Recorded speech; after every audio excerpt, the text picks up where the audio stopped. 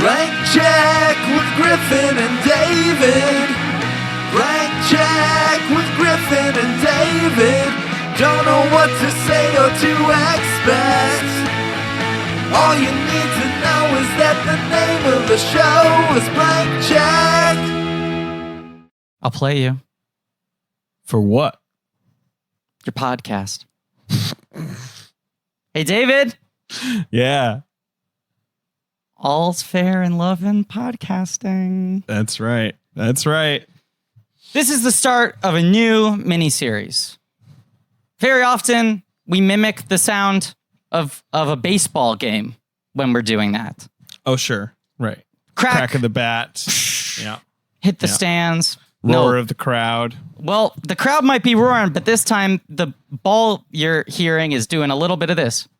Dribble, dribble, dribble, dribble, dribble, dribble. Yeah, that's what it sounds Drip, like. drip, drip, drip, drip, So drip. the sneakers are squeaking on the court. Squeak, squeak, squeak. Ladies and gentlemen. Now slam dunk. Come on, Engine Slam, and welcome to the podcast.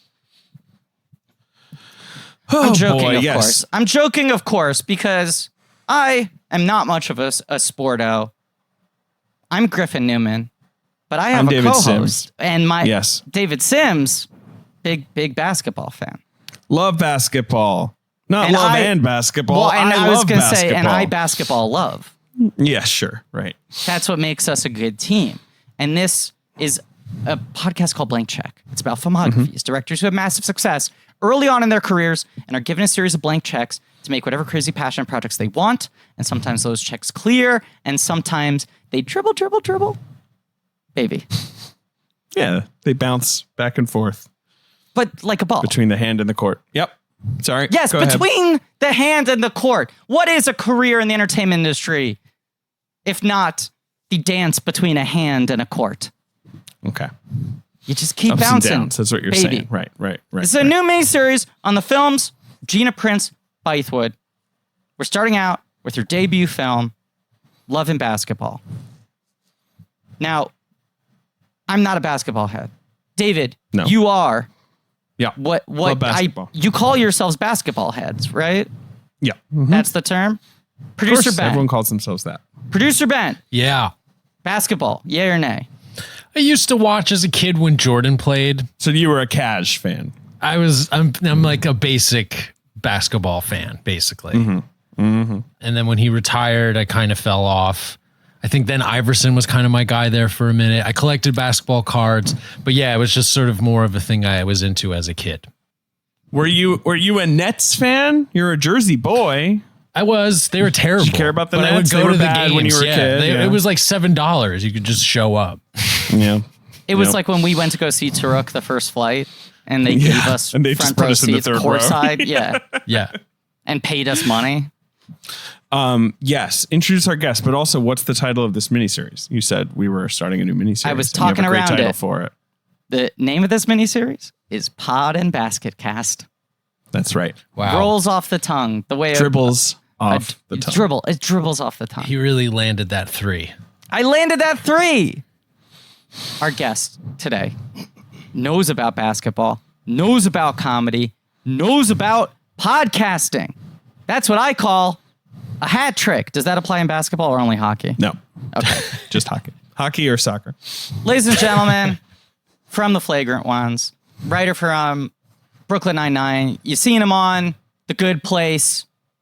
And of course, most importantly, chief on Comedy Bang Bang. Ladies and gentlemen, Carl Tart. Hell yeah. Oh my gosh. Thank you so much. You know, comedy people know me as Carl Tart, Chief, all those credits, but basketball people know me as 7'4" center out of the University of Virginia in 1984, Ralph Sampson.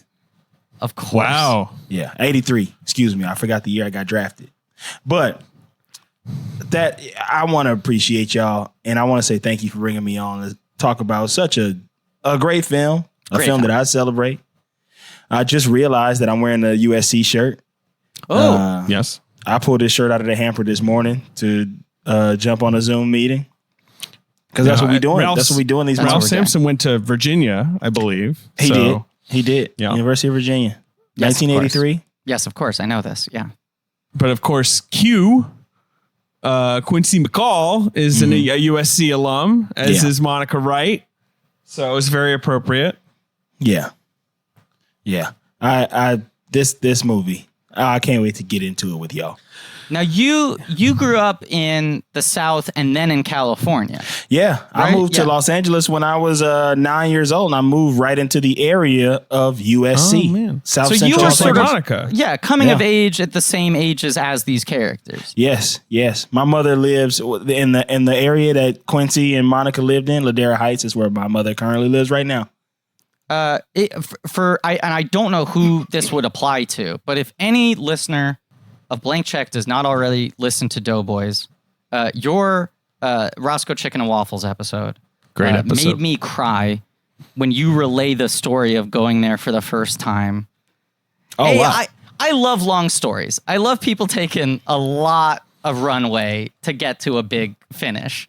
And that was one of those stories where it went on so long that I was enthralled, but I couldn't remember how we got there. And then when it came back around to, and that's why I chose this restaurant for this episode, I think I shed like a tear just in sort of like appreciation more than anything. Wow. Of the journey we had made. Ladera Heights is near Westchester, right? Because I have family who lives in Westchester, and anytime I mention that to anyone who's not from like LA, they're like, there's no Westchester in LA. There is a Westchester, and we've all been to it. It's where the airport is. The airport is considered Westchester. They live like right under the airport, and their house has like special windows that block out the sound of the planes.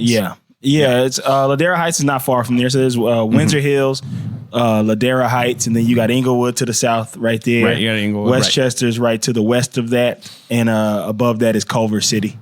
Culver City, right? Yeah. But like, and Inglewood is like, that's where the whole new Clippers thing is going to be, right? Like where they're building this brand new basketball arena. Yeah, Inglewood, the city of champions. You got the Forum there. You got the new Rams Stadium, SoFi Stadium. That is SoFi Stadium. Apparently, according to the NFL, is going to have some fans. Maybe not in LA though, but they are going to play in front of people. Did y'all hear that? Yeah. Oh, yeah. Of course. That Seems like a conspiracy theory to me at this point. I find that highly suspicious.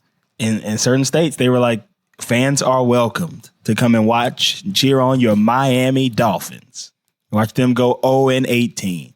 I was texting David about this the other day, but as someone who does not watch televised sports at all, I think I am probably going to watch the first batch of games happening in like the Disney Dome or whatever it's called. The NBA bubble games. I am so excited to see what those look like and more importantly sound like. How they stage it, how much they let us hear. I think it's going to look like Summer League, which I always am very excited for. And I watch like the first 5 to 10 minutes of a game and be like, okay, I'm bored. I'm always so pumped for Summer League because I want to see Zion, right? You know, you want to see like some new player who's going to come in. You watch him for 5 minutes. You realize that everyone else is like players the Knicks like wavered 2 years ago. And you're like, oh, right. Okay, well. Yeah. It's not the game that's necessarily boring. It's the so like those games are usually the big premier games are usually at Thomas and Mack. The stakes are low. Yeah. Right. Yeah. The Vegas games are kind of fun to watch because they feel kind of real.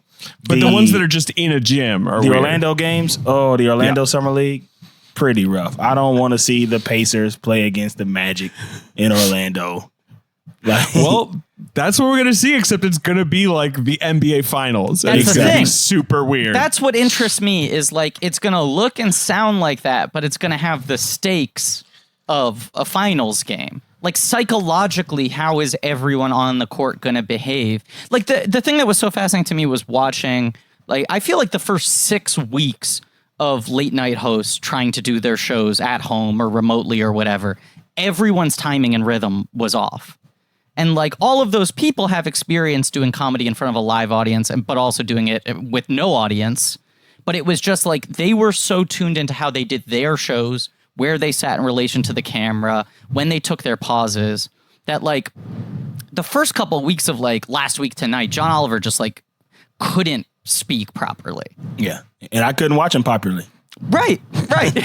And now it feels like everyone's like adjusted. I want to see the couple of weeks where it's like, oh, this isn't practice. This isn't summer games. These are like real games with real stakes, but no one's in the audience and everyone can hear everything that's happening.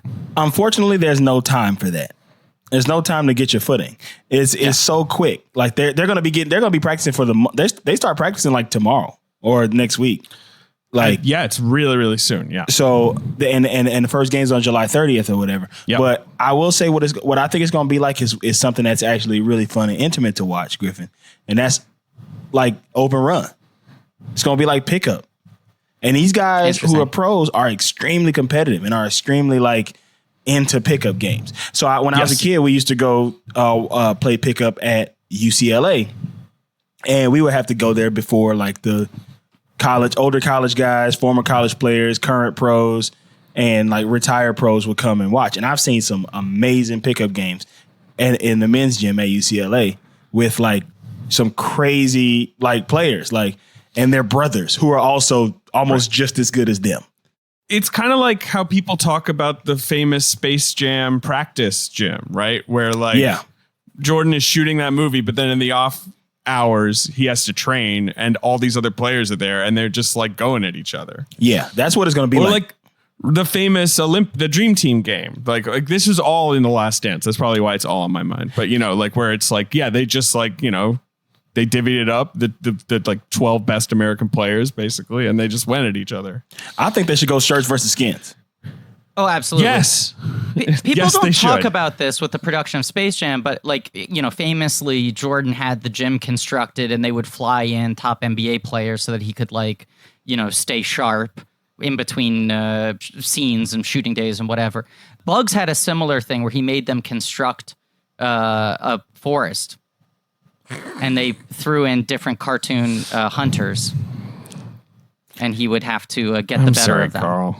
I've heard about that. No, I've heard about this. I'm not joking. Carl's heard about this. I've heard about this, and I heard there were like all types of carrots all around. Yes.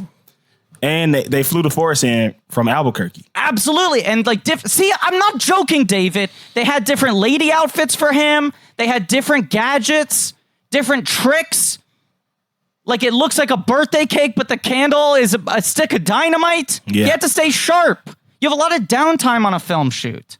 Carl, who's your team? Who's your NBA team? I am a proud and loyal supporter of the Los Angeles Clippers. Oh, that's awesome. It's been a good year. Yeah. No, it hasn't. I mean, no, it's been a weird, horrible year.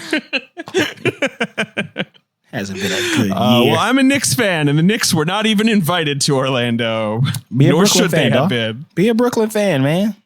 Well, I live in Brooklyn. I've been a Knicks fan my whole life. The Knicks are what got me into sport in general. Like, you know, little kid on the couch watching those like Ewing Knicks teams. That's like my first experience as a sports fan. But the Knicks are horrible. They're owned by a terrible person. They behave in an embarrassing manner, and they're not good. And I live in Brooklyn, and I only go to Nets games really because they're cheaper and I can walk to the arena. So at what point am I like, should I just like admit to myself that I'm a Nets fan? You know, you sound like a pretty reasonable person. So I'm going to ask you, okay, so Laker fans are, can you cuss on this podcast? Oh, yes. Yeah, you can say whatever you want about Lakers fans.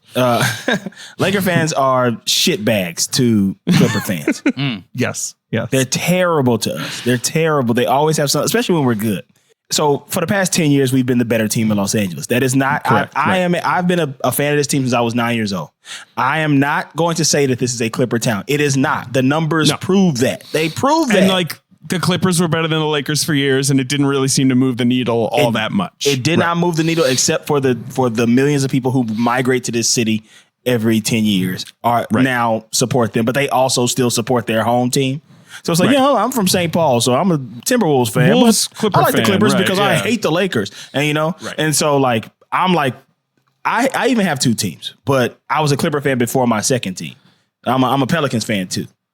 Okay. But Clippers is I'm like 75-25 when it comes to I got you. Sure, 80-20, honestly. But they're so bad. Are the Knicks fans that bad to Brooklyn fans? No, they just ignore them. They just think that they're cute or whatever. They're see, just that's like, what whatever. That's what it used to be with us. That's what it used to be with us. They just didn't bother us. And then we started getting good. And then now they're good too. It's possible that if the Nets are good, they got KD, whatever, if they have a sustained run, maybe the Knicks fans get more aggro about it. But it is very difficult to pretend that there is any authority in being a Knicks fan. That's what I was going to say. It is a terrible, my terrible outside organization. perspective is that every Knicks fan I know has a Charlie Brown complex. Like I've never. I don't know met what a you very, could be arrogant about. Right. I've never met a prideful Knicks fan.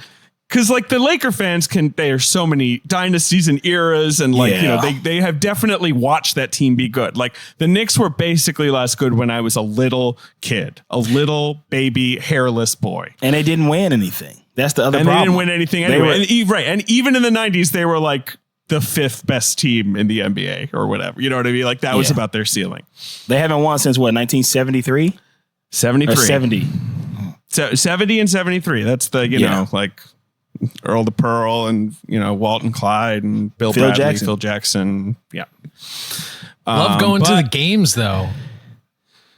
Wait, what? Madison Going Square to Knicks Garden. games? Yeah. Yeah, I mean, that's the thing. Madison Square Garden's great. It's so great. Yeah. But it's usually great if you go to see the Knicks get thrashed by some other like a great really good team.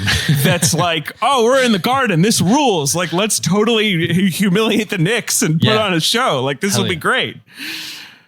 I mean, like, I'm just sad. It's like I had to try and talk myself into loving Carmelo Anthony. Like, I, sort of got my hopes up about Porzingis, and then that all went to shit. Like, it's like this. It's just sad. It's a pathetic life that I lead. But like for the last 30, 40 years, I feel like the Washington Generals have won more games at Madison Square Garden than the Knicks. Wow. I had to Google that to make sure I had my reference correct. I did. So, Carl. Pivoting to love and basketball. Did you see this movie when it came out, Carl? Like, when did you first see? Because like, this is a pretty pivotal basketball movie. Yeah, I saw it in theaters. And it became one of those classics that black families just have on tape and on DVD. Yeah. So it's one of those ones you just pop in when you just want to, like, when the cable is out or it's a rainy day. It's a rainy day movie for sure. It's a classic film. Is it the best basketball movie? No. What do you think the best basketball movie is? Oh, yeah. I would say Bad as I Want to Be, the Dennis Rodman story. It's a good thing. I mean, that was a book first, because that's the book where he is naked on a motorcycle and there's a basketball in between his legs. Mm-hmm. I remember the book cover very well. His penis is what's keeping the air in the basketball. Did y'all know that? It actually has a double function, right? Yeah. Right. But David, you say that like that means something. Many of the greatest works in all of American cinema were books first. That's true. It's a good point. How about He Got Game? He Got Game is a great movie. He Got Game is all over the place. It is. Yeah, it's not the greatest basketball movie. The thing about He Got Game that's weird is that Ray Allen is pretty great in it. Pretty phenomenal. As an actor. Yeah. Like, which doesn't make a lot of sense given that Ray Allen seems like a total weirdo. And that he never acted again. I never gave a performance before or since. I'm gonna have to disagree with y'all on that one. You think Ray Allen's trash in He Got Game? Yeah, he couldn't act in that shit. I enjoy Ray Allen's performance as Jesus Shuttlesworth in He Got Game. The best acting performance by a basketball player has to be Shaq in Blue Chips. That's up there. Shaq in Blue Chips. Kareem Abdul-Jabbar in Airplane. I'm trying to think of great basketball player performances. People give LeBron Trainwreck, but I think, hold on, wait a second. Blake Griffin on Broad City was awesome. He was actually truly funny. Broad City. Yes. LeBron in Trainwreck, he was like very poised. I feel like it seemed like it came very naturally to him. That's like, I'll say that. He's likable in it. Yeah. Right. He's incredibly likable. Oh, Rick Fox. Rick Fox always good in everything he does. Yes. Rick Fox is the type where you're like, he's maybe a better guy playing a basketball player than he actually was a basketball player. And he wasn't a bad basketball player. He was a fine basketball player. Rick Fox is just so beautiful that you have to watch him in anything and everything he does. Yeah, he has very soulful eyes. When you see a man like Rick Fox who's that talented, it's like, hey man, I'm sorry, dude, but I'm gonna have to shoot you. He had a great jaw too. He's like a good smile. An amazing Rick jaw. Fox. Like when you see Rick Fox coming, And it's like, hey man, if I'm walking with my girl and Rick Fox is down the street, like we crossing the street. Well, when you see him like on the bench with Kobe, it looks like there's an actor who's pretending to be a basketball player. You know, like who's like doing a week or something. Yeah. With the Lakers. No, sorry, go ahead, Griff. No, he's also just done so much acting now and has done it for a while that I don't even think about him having been a basketball player first, but that also speaks to my frame of reference. He's a huge contributor on championship teams. That's the wildest thing. He wasn't a slouch. He was part of those Kobe teams. Yeah. And he is so gorgeous. He's a pretty person. Yes. I'm sorry, man. If he's coming, I got to beat him with a baseball bat. He's got to go. I feel that do you ever, Carl, go to auditions? And usually, if you're a comedy person, you come from a comedy background, you go to audition, you see a lot of people from the comedy scene. And then there's one person there who's just an actor, someone who got into acting because they look perfect. Yeah. And you just get angry. You know what? It's not always fair, but you get angry at them. Here's how that goes at the black guy auditions. Mm-hmm. So you got a room full of comedy guys, and we all know each other. Yeah, and you're all just catching up. It's very informal, yeah. It's not even the black thing. It's more of the comedy thing than it is the black thing. But there is the kindred, we're all black comedians type situation, and we're all up in there just joking, shooting shit. Casting directors coming out, little scrawny white guys with glasses, anemic looking character actors, with boyish bodies. Yeah, could you guys keep it down out here? We're just trying to. Yeah. So anyway, I was talking to that bitch, and I was like, and then there's just this one guy who's just laughing at everybody's jokes, being like, haha, man, y'all crazy, man. It's like, what the fuck are you doing here, Gorjo? And then I feel like increasingly that guy gets the part these days. Of course he does, because he stole all of our jokes in the waiting room. Right. He was just collecting. I feel like I saw this movie fairly early because my brother was such a big basketball fan that anytime there was any sort of basketball movie, because there weren't too many in the 90s and early 2000s, he would rent it. It was an immediate first week new release rental. And I was excited that the TV was being used to watch a movie about basketball rather than a basketball game. If my brother was watching basketball on the main TV, I had to figure out something else to do. If he was watching a basketball movie, I could get down with it. I could lock in. I would say the 90s basketball output is mostly movies that are kind of about ego and stress. You got White Man Can't Jump. He Got Game. You've got Blue Chips. 6 Man. I was going to say that was his number one. 6 Man I probably have seen 5 or 6 times because he probably saw it 15 times. You have Space Jam, but that's sort of its own thing. You have Above the Rim, right? They're kind of they're not like this. This is a very emotional and fleshed out characterization, whereas a lot Blue Chips I love, but that's a movie about sweat and ego and corruption. You're forgetting one other big one. If you're talking about more emotional, sort of fleshed out character-based stories from the 90s, you're forgetting about Slam Dunk Ernest. Sure. Okay. I haven't seen Slam Dunk Ernest. A canonical basketball film. Vern. They're having a huge auto sale down at Cerritos Auto Square. Vern. That's my, what's his name? Ernest? Yeah. Jim Varney? No. Yes. Jim Varney. There he is. No, I was going to say this movie stood out to me watching it with my brother, who would have been 7 or 8 at the time. And I would have been 11 or 12, probably. That this was a very different basketball movie while also satisfying his desire. Because he would so often, if he heard a movie had any degree of basketball in it, he would rent it.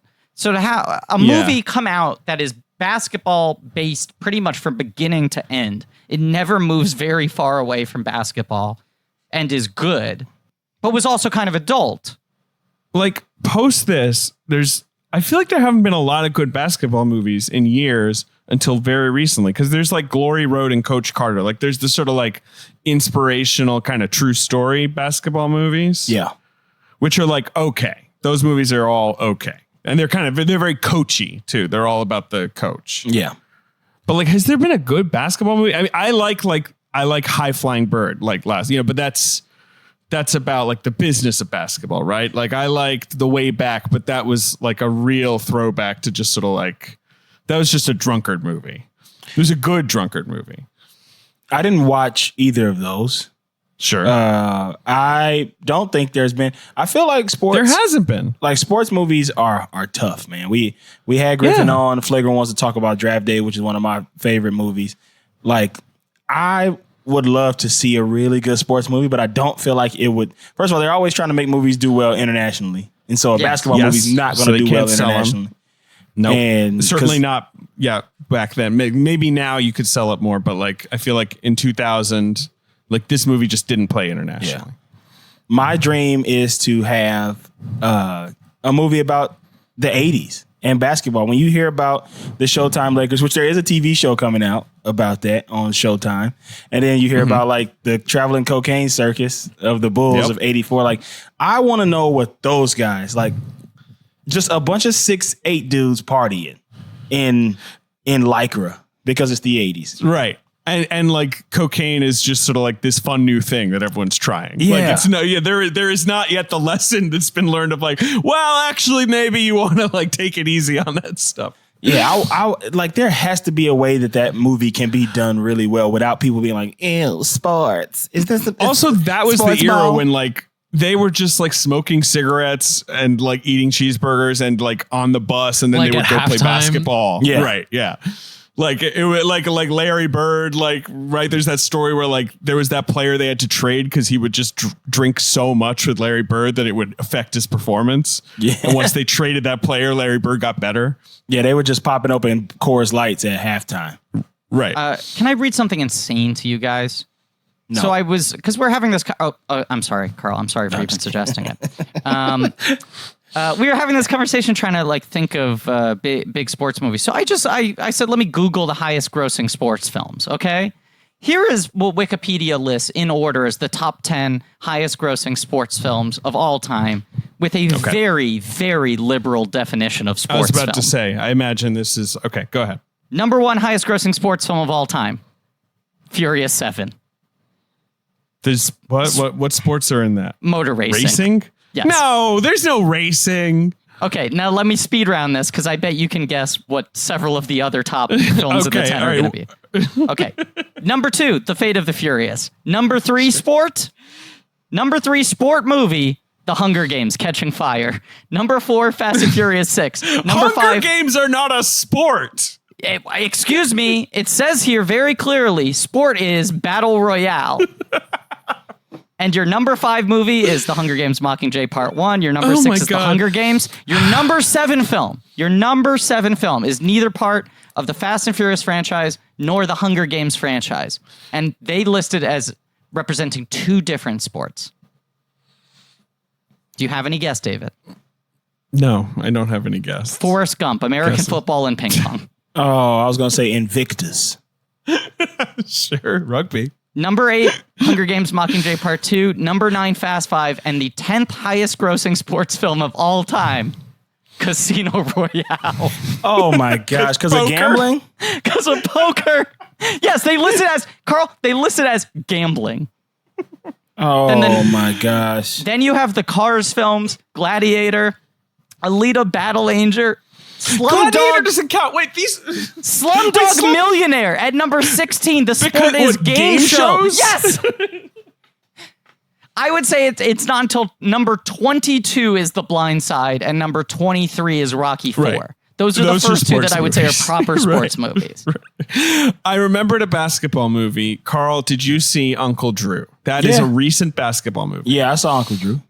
Yes. Uncle Drew was silly, but it was at least a basketball movie. It was fan, fun. 5 out It of was 5. fun. I can understand why a lot of people wouldn't go see Uncle Drew, but for the kids and for basketball fans, like it was a fun experience. And It was for a perfectly fun aficionados of old age makeup like myself, that was a huge Which release. it had incredible amount. Oh, Yes. unbelievable. So much. An embarrassment of riches. An embarrassment of wrinkles. There you go. Oh, okay. All right. Answering this Zoom call. Please join the chat. Hello? Hello. It's me, your old friend and ad read partner, Larry Bird. Oh, it's Larry Bird, Celtics legend, of course. Did you see there was a tomato that looked like you that went viral this week? Did you see the Larry Bird tomato? Most tomatoes look like me. Every time I walk through the produce section, it's like looking in a mirror. There you go. Well, it's nice to see you, Larry Bird. Are you here to talk about the tomato, or is there anything else going on with you? Look, I'll talk about tomatoes all day, but here's what I really came on to discuss with you guys. If there are two subjects I'm really passionate about, they're love and basketball. Oh, of course. This is, of course, the Love and Basketball episode. You're a basketball legend. And I've never had problems on the court. No. But I do have problems in the bedroom. Sometimes. I wasn't aware, but okay, Larry Bird, that's fine. Look, I could dribble with the best of them and get slam dunks. Great dribbler. Yeah. But sometimes, when I move from the court to the boudoir, my penis don't work. Well, 40% of men by age 40 struggle from not being able to get and maintain an erection. And I'm way over 40. And you, as far as I know, you're in your 60s, I think. I can do neither. And I rarely get an erection, and when I do, it's like a Quibi. It's just it's out of there. Yeah, I get you. Well, you shouldn't turn to any weird solutions. You shouldn't do nothing. Just turn to medicine and science. You can check out Hims and discover a tiny pill worthy of a big celebration. Okay, 4hims.com. It's a one-stop shop for hair loss, skincare, and sexual wellness for men. They're going to connect you with real licensed doctors to get you FDA-approved pharmaceutical products to treat ED. They've got well-known generic equivalents to name brand prescriptions to help you combat ED, and you don't have to worry about multiple in-doctor visits. You don't have to worry about painful injections. You just answer questions about your medical history. You chat with your doctor for confidential review, and if you're approved, the products are shipped directly to your door. Wow, this is incredible cool, news. Huh? I can't believe it. I'm jumping with joy. It's the kind of efficiency that you are known for as a player, and honestly, as a coach, you're an underrated coach. As a speed down the court. The only doctor I want to visit with is Dr. J. Sure, Dr. J. Right, another basketball legend. Really good at sex, Dr. J. Sure, well, that's great for him, and you can, be your best, right? In the bed. Once again, by trying Hims, yes, you can start out with a free online visit. Go to 4hims.com/blank. That's FORHIMS.com/blank. For hims.com/blank. Prescription products are subject to medical provider approval and require an online consultation with a medical provider who will determine if a prescription is appropriate. See website for full details and safety information. This could cost hundreds if you went in person to the doctor's office or pharmacy. Just remember, that's 4hims.com/blank. David, you've done me a great kindness. How can I ever repay you? I'm just ecstatic right now. I'm so glad you're so happy. When did you see Love and Basketball, David? I saw it at a sleepover when I was a teenager. Humble brag. Probably, around when it came out. Because it was a movie about love and basketball. And so my entire sleepover cadre could agree upon it. And I remember thinking it was pretty good. And then I don't know, maybe catching it again in college and being like, this thing's kind of because I feel like for a while, a lot of those teen romance movies that I saw, from that era, from when I was a teenager, they all just sort of went in one basket where I was like, yeah, they were all okay. And I remember seeing this again and being like, this is an insanely thoughtful movie. This is definitely better than Save the Last Dance. I'm trying to think of movies I watched at sleepovers, right? Give me some more. Give me teen dramas, teen romantic dramas. Fuck, A Walk to Remember. Sure. Yeah, that's more right with the tragic tinge. I feel a lot of them. Ever After. Yes. Summer Catch. Summer. Wow, that's a sports movie. I have seen Summer Catch. They play Summer Catch on the MLB Network all the time. Really? Do you think the MLB Network bought it for literally $100? They had to have. Can we have the rights? You'll be watching like a really dope interview on like doping, and then they're like, and coming up after this doping interview, summer catch. Summer catch. And then we're going to play it backwards right after. You won't even notice. So I had seen, and then I think it had been years though when I watched this, even though I remembered the ending and I remembered the general gist of it, like it had been years since I'd seen this film in full. Yeah, I texted you a couple weeks ago. I was watching it. It was on some streaming platform, and I was watching it, and I texted you about how good it was, and you were like, fuck, it is really good. And then we both went like, wait a second, what if we just did Gina Prince-Bythewood? Because we're both... Well, because she has the new movie coming out. She has a new movie coming out. Right. She has like a big action movie coming out. She has 4 films, which she should have made more films by this point, but it fit in well to our schedule. And we just like committed to do it. Also, Beyond the Lights, we talk about as being one of our first date movies. It's one of the first movies we saw together. Yeah. But it was that thing of me watching it and texting you and going like, this movie's pretty fucking perfect. Yeah. And then us within like half an hour just going like, let's just do it. Let's just do all her movies. Well, I checked with a critic who had seen The Old Guard. I was like, well, let me see what the word is on The Old Guard, that which was is our this one new movie thing. she's got coming up, Carl. Yeah. Which is going to be on Netflix in a couple of weeks. And he was like, oh, it's great. And then I got a screener and I was like, oh, this thing rules. And I don't know. It all I made still sense. haven't seen it and I am jealous. Well, can I reveal something else, Griffin? yes. Yesterday, I interviewed Gina Prince-Bythewood. What? That's Oh, right. wow. I called her up on the telephone. I talked to her about Did you The Old Guard. tell her that we were about to do this? Did you pull any scoops out of her? No, I did talk to her for quite a while. You gotta get her on the show. I can ask. David's That'd be always awesome. so fucking professional. Whenever I ask him to do stupid things in interviews, he refuses to do them. It's almost like I have a job to do. I know, and he like separates the two, and he doesn't want like one area of his life to completely corrupt all other areas. He's like a responsible, well-balanced person. But I mean, it's just that thing, especially in quarantine, it's kind of been a little easier to just be like, hey, can I, chat to this filmmaker on the phone? Because it's like they don't have to do a press tour where they're like flying all over the world and, doing junkets where a zillion people are like, coming in the room one after the other. So like, I talked to Spike Lee, I talked to Jon Stewart. It's just Judd Apatow and now Gina, like these people who have cool movies coming out this summer. Now, I want to say humble brag, but this actually would be an instance of you humble bragging. So I can't really say it now. I see, because you can only say it if it's Doesn't apply at all if it's right. Okay. Yeah. She comes out of TV. She has a long resume writing for TV.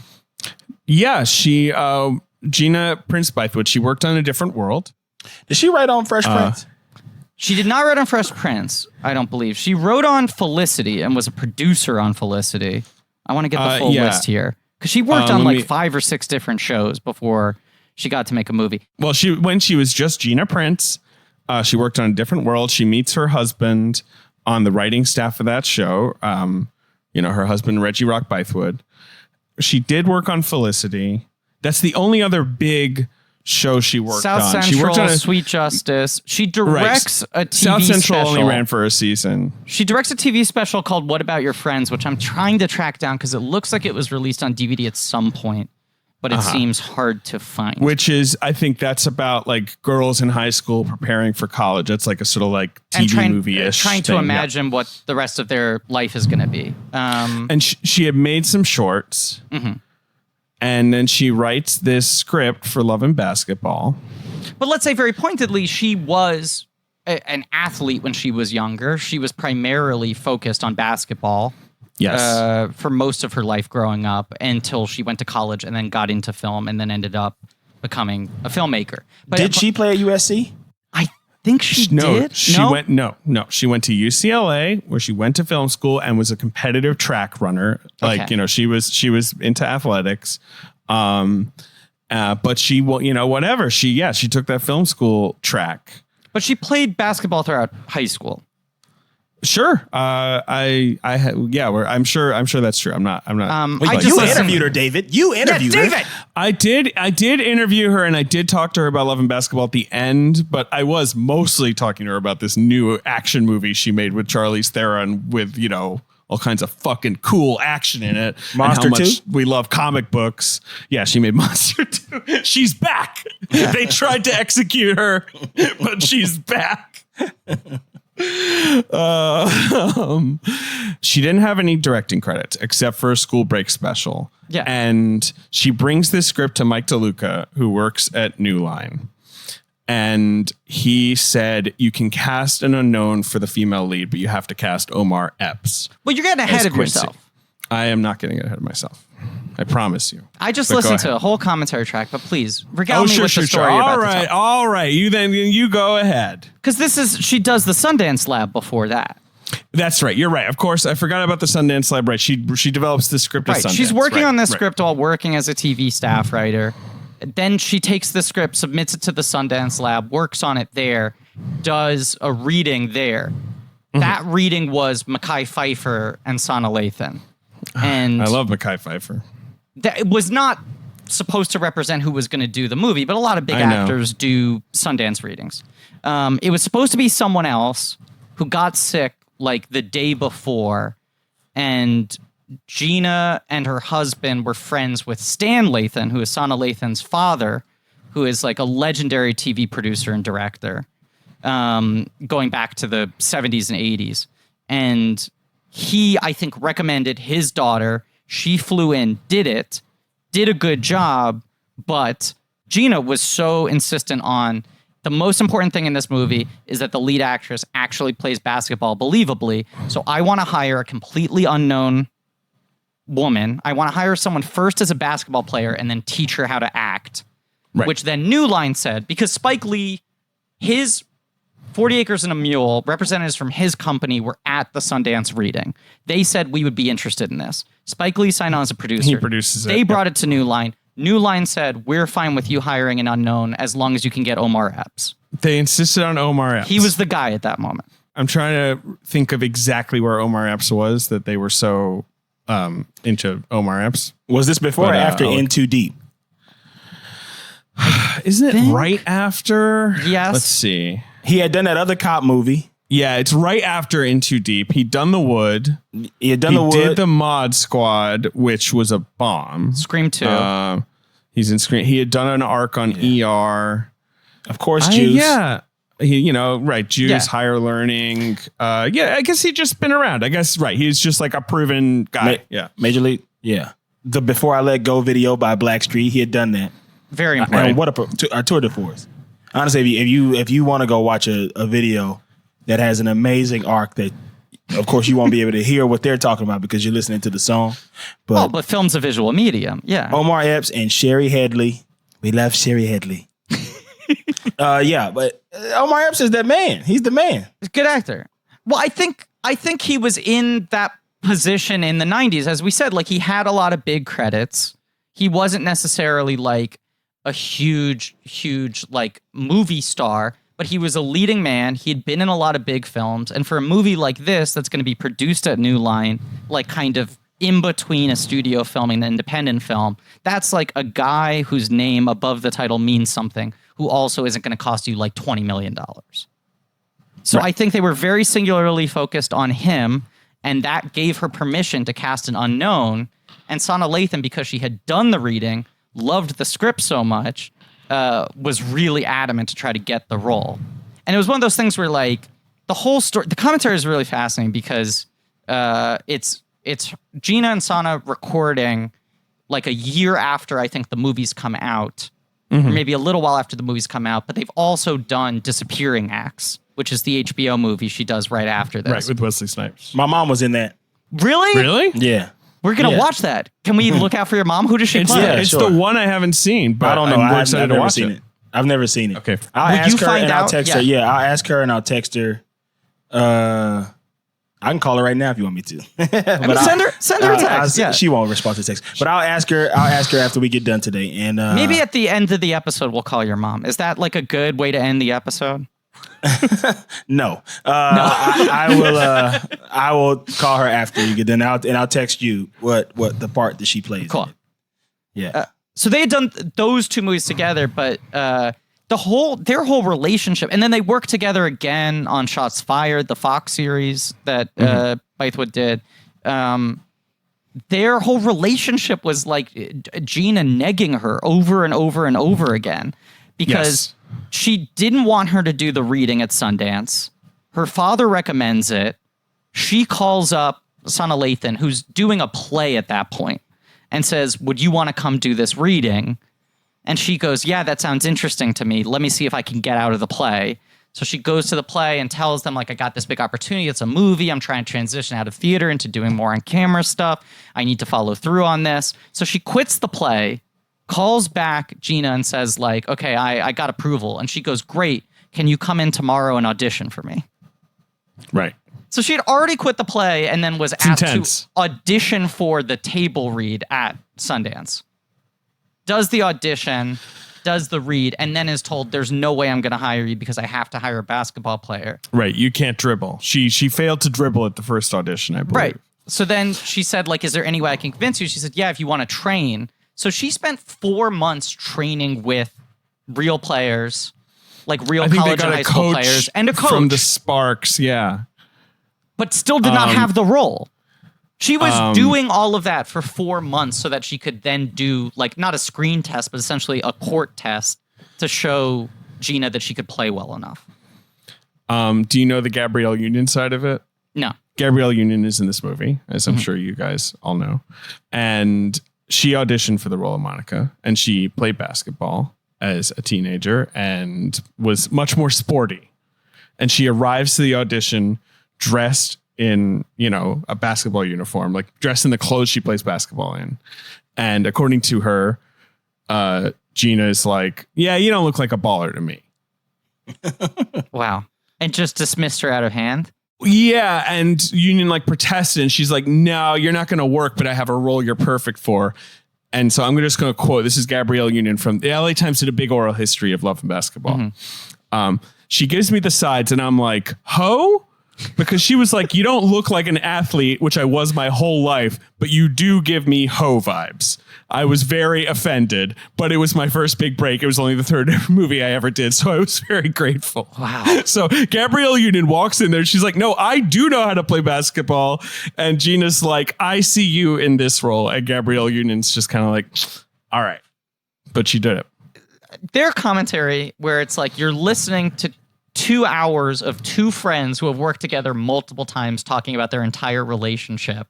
And it sounds like Gina Prince-Bythewood is incredibly direct, like does not mince words. She talks about it's all about what's for the good of the movie. I don't have any ego. Everyone else has to surrender their ego.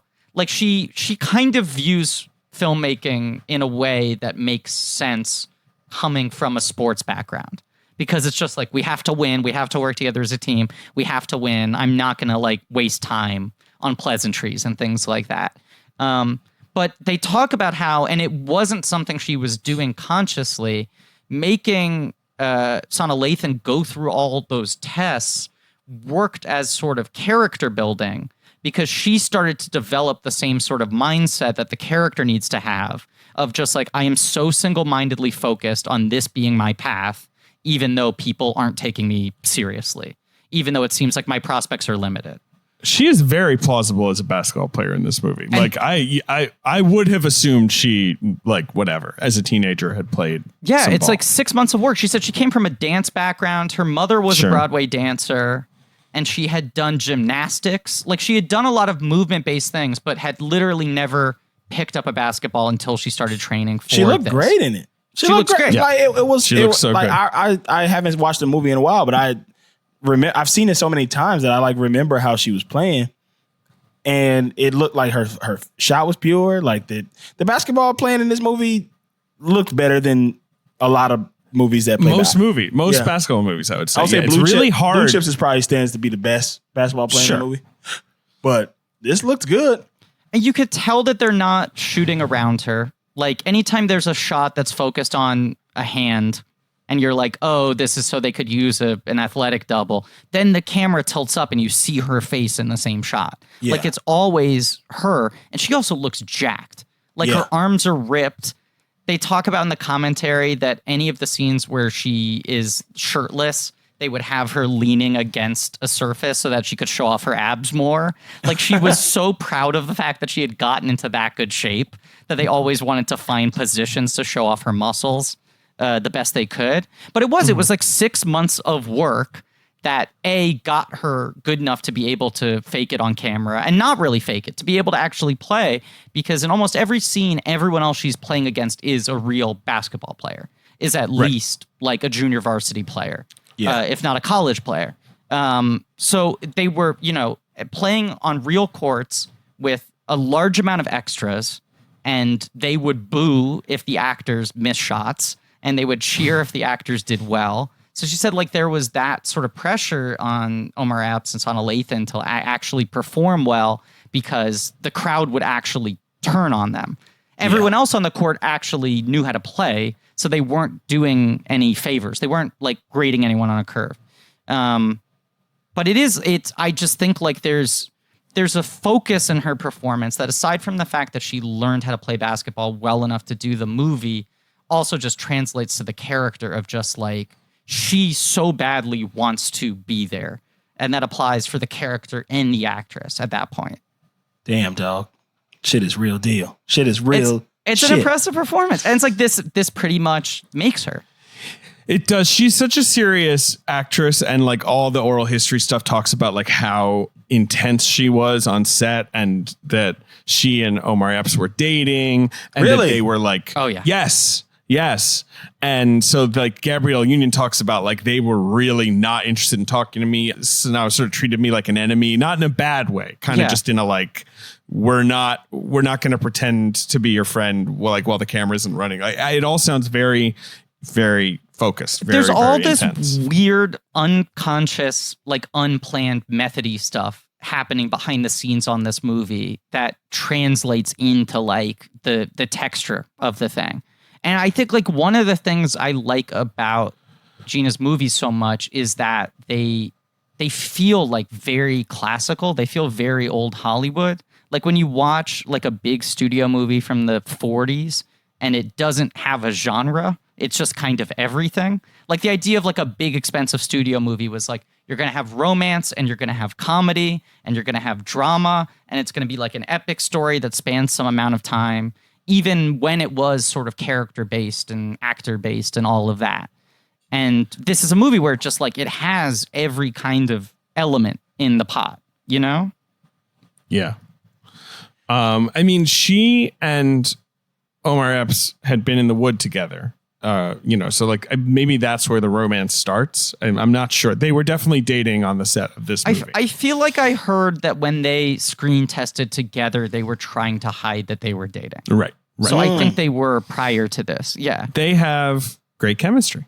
I mean, it's wild that they would try to hide that, because I heard that in the screen test, the whole screen test was just them having sex. It was them fucking. It was them fucking. That was the screen test. It was just like, and rolling. But also they had to dribble at the same time. That was the difficult part. Yeah, right. At that point, and basketball. Well, at that point, the movie was called fucking basketball. Yeah. But right. Oh boy. This is a crazy thing that kept on coming back in the commentary. She had to re-edit this movie like 15 times because the MPAA kept on giving it an R, because they said it was too erotic. It's that classic thing with the MPAA when sex scenes are actually like emotional and kind of like there seems to be like a lot of realism, even though you're not, quote unquote, seeing anything. This is what she talked about. The MPAA flips out and they're like, no, like this is too far. No kid can handle this. She kept on saying like the word they kept on using was erotic. There were no scenes that I cut out. It was a matter of like having to go back and cut out another second here, another frame here, right. Cut like out finding some an alternate take. Right, but it was never visual. And she's like, almost every intimate scene in the movie is tight on their faces. And then they would tell me it was too erotic. And it's because people aren't used to seeing that kind of like intimacy and that vulnerability in sex scenes.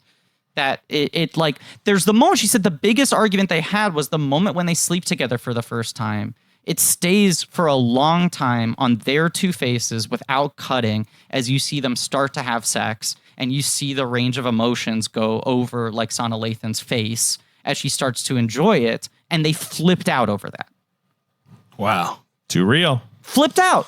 It's weird. I have one bone to pick with this movie. Do you guys have a bone picking section of this podcast? It's whenever you want to away. pick the bone. Pick away. The movie starts in 1982. And That's right. Quincy plays for the Clippers in 1982. Yes. And they called him Quincy's dad. You mean, Yeah, Quincy Zeke. Yeah. Zeke, yeah, Dennis Zeke Haysbert. McCall. Yeah. plays for the Clippers in 1982. And they called them the Los Angeles Clippers. Well, here's the thing. They have banners up in his house that say San Diego Clippers. Okay, so they got it right. So I think they get it right, but it is. Then why are they in LA? It is the only thing that's a little weird. You know, I mean, I will say, like, I was just watching the Griffin doc. Oh, thank you. Thank you for supporting me, Carl. Yeah. I worked really hard on that one. I was watching the Griffin Newman Jr. doc. Yeah, Downtown Griffin Newman's doc. Yeah. And they lived in Cincinnati, even though he played in Seattle. Right, because that's where they were from. Right. Yeah. It's funny. It's like the Clippers, Griff, just so you know, moved from San Diego to LA in '84. Yeah, of course I know that. And so I guess they just want. It's interesting the timing of this movie in general. I guess they just want it to line up so that by the end of the movie, we can be in the present day, the WNBA can exist, and all the age stuff can make sense. I guess, is that the thing? That must be how she's working backwards from there. Yeah, you don't want to set the end of the movie in the future, I think. Sure, something like that. Anyway, Yeah. But you're right. You're right. Technically, his dad plays for the San Diego Clippers, not the Los Angeles Clippers. Okay. All right. Right? I mean, no, we're agreeing. I take my bone back. I know you can. I think you can keep half a bone in. No, Okay. I think they you see the banners, but they kind of talk around the fact that he plays in San Diego. I guess San Diego is what, like an hour and a half from LA? I'm not an expert. 2 hours, 2.5 hours. Or it depends on how good you're driving. See, I'm a very good driver, so I get down there in 45 minutes. But what do you drive, Carl? A Dodge Challenger. Wow. Ooh. I want to get a new car. I've been trying to get a new car. You're finding a way. I'm realizing now this episode is an excuse for you to talk about everything that you and I don't overlap on. David. You're right that we don't. David have and I have anything so much in common, but driving and basketball are probably 1 and 2. What kind of car are you looking for? You live in Brooklyn, New York? I live in Brooklyn. I would say you got to get something compact. I have something compact, and that is the logical choice. But go for it and get a pickup. I'm looking somewhere in the middle of those two things. I'm not going to get a pickup. Get an F-150 Raptor in Brooklyn, New York. Get a stretch PT Cruiser in purple. I want one of those, when Hummers, like big yellow Hummers, like in the mid 2000s were all the rage. That's what I want. Yeah. Get a Nissan Xterra. A Nissan Xterra. The yellow ones. Okay, they were trying to be. Nissan look at that. Yep. I mean, anyway, we can talk about it off mic. Yeah, God, look at this. This thing's got a big butt. Yeah. When a car just kind of has exactly. Yeah, just kind of has that got extra. ass. Like there's a window onto the trunk. Like, why would you want to look onto the trunk? So people see how much space you have. It's not for you. It's for other people behind you. Anyway, this movie, Love and Basketball. Oh, this is what I had an actual question I wanted to ask. Okay. When does the WNBA start? 96, I think. 1996, 97. Yeah. So it is I feel like that's an important factor in this movie is 100%. You're kind of charting the life of a woman who is in the first generation of female basketball players who have an outlet in America on a major stage. When she's playing college in this movie, her only route out of college would be to go play in Europe. Like that's the only thing available to her. Right, in and the it's early not 90s. really it's not really talked about, but it's a thing I find so fascinating. They kind of the movie kind of talks about she ends up in Barcelona. No, what I'm saying that, is what's not really talked about is the understanding that there's the a idea very there could be a limited WNBA. side route. Right. Like you're charting their two careers, and for him the potential is he could go to the stars, and for her it's like you could end up in Europe. Like there's no way for her to end up at equal footing to him while doing the same thing. That's what I like. Is like it runs throughout the entire movie, but it's never sort of directly stated. It's what I love about the writing of this film is like the dynamic of their relationship is often that she's a little too serious and that he's a little too carefree, right? Like he's kind of like, well, whatever, it's all going to work out for me. Whereas she's really not. And it's right. It's because her options are narrowing and his are widening. Like, that's going to be their career. He's got a choose your own adventure book. He's got many different outcomes that would work out for him. And for her, it's like there's literally one pathway. She has to get one of these scholarships. She has to be at one of these schools. She has to perform at this level to get a limited slot on a team in Europe. And then come back home and work at a bank. And then they're starting up a league for women. And she's like, I'm old. Right. Because when the WNBA started, a lot of those big stars who were like, they were kind of at the twilight of their career. Yeah. Cheryl Swoops. Yes. Cynthia Cooper. That's what I'm talking about. Cynthia Cooper, who played on which I recommend a documentary for you guys to watch on HBO called Women of Troy. And it's about the USC teams of the mid 80s. And those, Cynthia Cooper played on those teams, and she was she graduated college in 1984. The league didn't start for another 10 years. She was crazy. 31, 32 years old when the league started, and still was able to dominate. But Cheryl Swoops, I mean, I think she was maybe in her late 20s. Like, I'm trying to think of those early stars. And what's her name? Couldn't even play. Cheryl Miller couldn't even play. Cheryl Miller, Reggie Miller's sister, who was more famous than Reggie Miller when they were kids.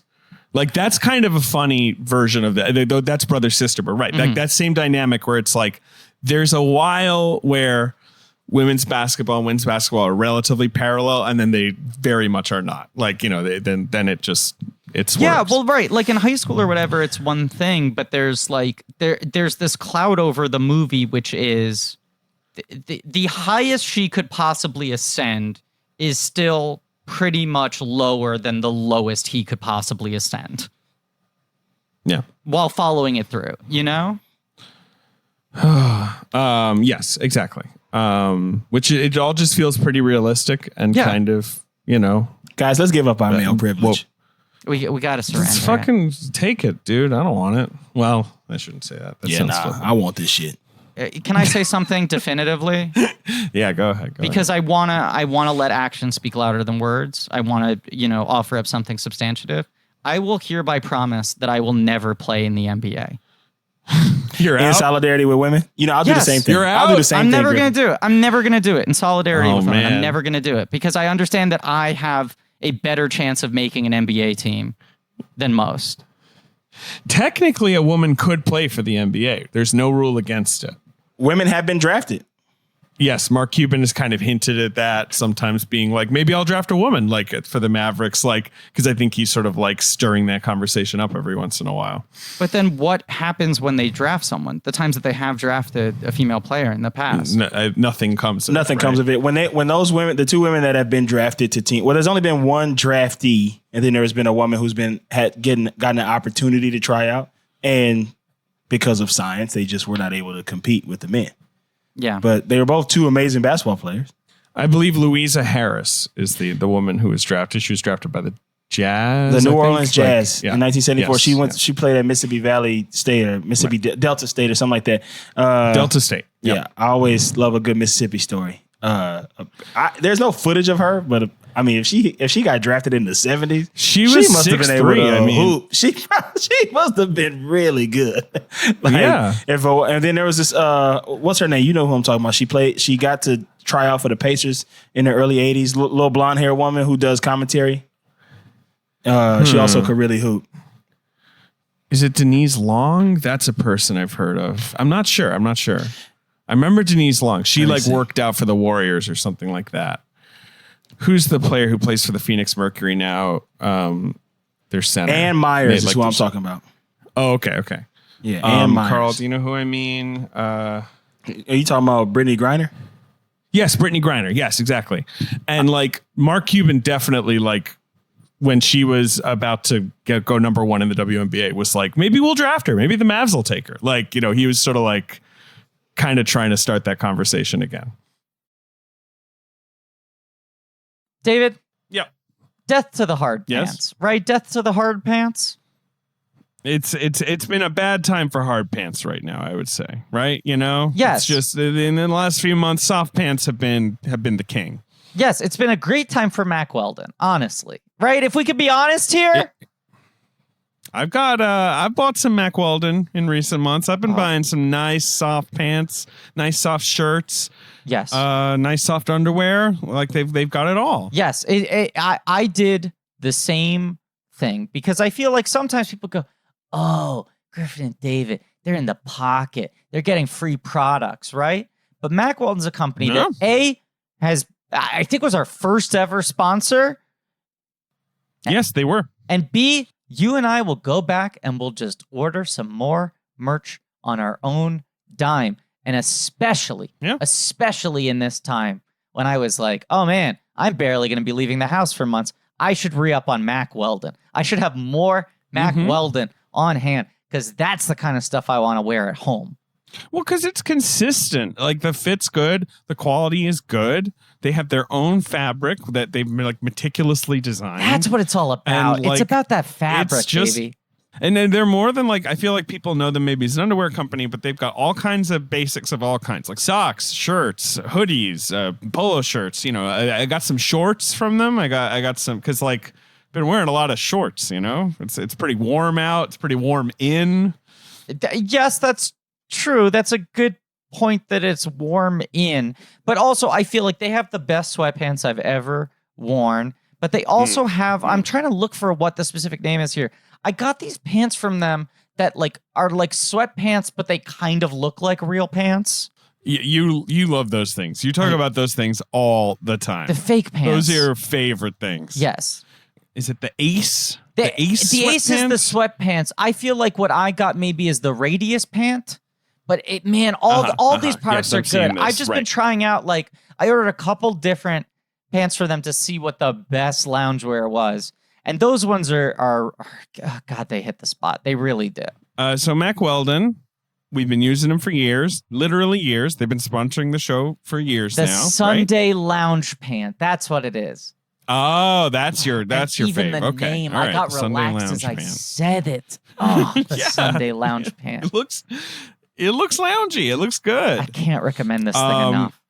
As we're recommending it, I just might want to point out that listeners of Blank Check can get 20% off their first order by visiting mackweldon.com/check and entering the promo code check. That's huge. Okay? That's huge. It's very easy. mackweldon.com/check. That's all you got to do. You're going to get 20% off. You know, if you're like, I just play, you get 10% off. Oh, you got free shipping. 20% off at Mack Weldon. Look, we love Mack Weldon. Great company. Get yourself some good soft pants. I just think it is fascinating to watch. I love movies that are about someone with like a single-minded focus working towards some kind of goal, you know? Like any movie where it's like, this is my dream. I'm going to work tirelessly until I get to this point. And in this movie, you have like dual narratives there, but one person has like an incredible glass ceiling placed above them. And it's not reflected in how she goes about her pursuit of the thing, you know? Like, I think it's obviously there in the text of the movie, but the shittier version of this movie has a bunch of tearful monologues about, like, you don't understand what it's like for a woman. I'm never going to get to play in a professional league in America. Yes, you're absolutely right. She's not interested in that crap. Right. She keeps on talking about her pursuit of basketball in the exact same terms that he does. It's the exact same thing, even though the final resting place of where she thinks she can end up for much of her life is so far away from where he can end up. But also there, like, all of the romantic and family drama in this movie is rendered very, like, realistically. Like, Dennis Haysbert, the second Dennis Haysbert, who is great in this movie and in all movies, and we need to talk about him for a second. But when he enters and he's talking about, like, he has a meeting, you're just immediately like, well, all right. Okay, so this guy's cheating on his wife. Yeah. But, like, there's a version of this movie where he is a dirt bag. Like, you know, he is just a shitty guy who is a totally one-dimensional character. And it's, you know, whatever, like, you know, it dominates the movie. And that's not really what she's interested in doing. And when they break up, when they have their big breakup, like in the middle of the movie, Like, it's not over any one thing. It's like he acts shitty because he's going through stuff. And she's not interested in like salvaging everything, you know, like making all the effort. You know what I mean? Like, it's a very realistic and sort of quiet breakup. They talk about in the commentary that the goal was to make like everyone kind of right and kind of wrong at the same time. Right. And so when no they're one having is doing anything outwardly evil or villainous. Yeah. When they have that conversation in the bleachers when he's found out about his dad's affairs and he's like trying to get her to console him and she's freaked out about curfew. Yeah. In the commentary, they're like, well, I mean, he has a point, which is like, she's not really stepping He really up, needs her and he's being like emotionally open. He's asking her directly. He is telling her directly, I could really use you right now. I could really, really use your support. Right. Which is a big moment. And she rejects that. And she could probably skip out on curfew. It's like a thing that players do. He maybe would do the same thing if the situation were flipped. But on the other hand, they're going to be much stricter on her. Yeah. It's going to be held against her more strongly. And as you said, she has fewer outlets. If she gets reprimanded there, if she gets penalized, if she plays less games, if she gets kicked off of the team, any of these things, it's like, well, then she's fucked. She doesn't have backup routes. Right. So, I mean, she has her justification there. And also, they're young people. Like, they're two young people. There's so many things in the movie where people make, like, stupid decisions that are so rational and understandable. Carl. Yeah. What is your opinion on Dennis Haysbert? Love him.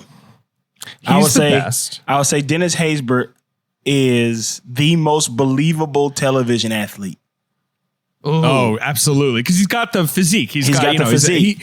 He's very believable as like a military guy. He's very believable in Heat as like, you know, a professional thief. Like he's very, very, very convincing as an athlete. Like you're saying, like, yeah, he's a very robust guy. Yeah. When he played, what was Fuck You Jobu's name?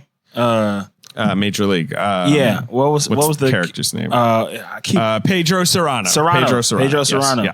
When he played Serrano, that was believable. He looks like he could really be a baseball player.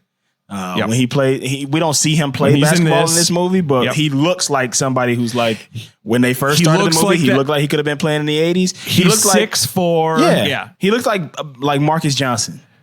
And he dresses perfect. Like they have costumed him perfectly. Yeah. I just realized that they're both in Major League 2 together. Yeah. Because Omar Epps plays the Wesley Snipes role replacement in Major the League Willie 2. Mays Hayes. Yeah. Which ain't that wild that they did that? I know. It is pretty wild. It's pretty fucking crazy. They just eliminate the character. Yeah, especially because it's like, well, Snipes has become a major movie star at this point. It's not just like, the guy's unavailable.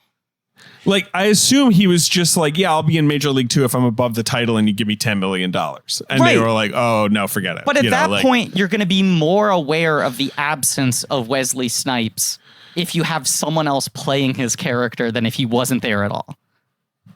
Especially since, like, what is Willie Mays Hayes? He runs really fast. Yeah. Like, it's not like he's like an incredibly deep character.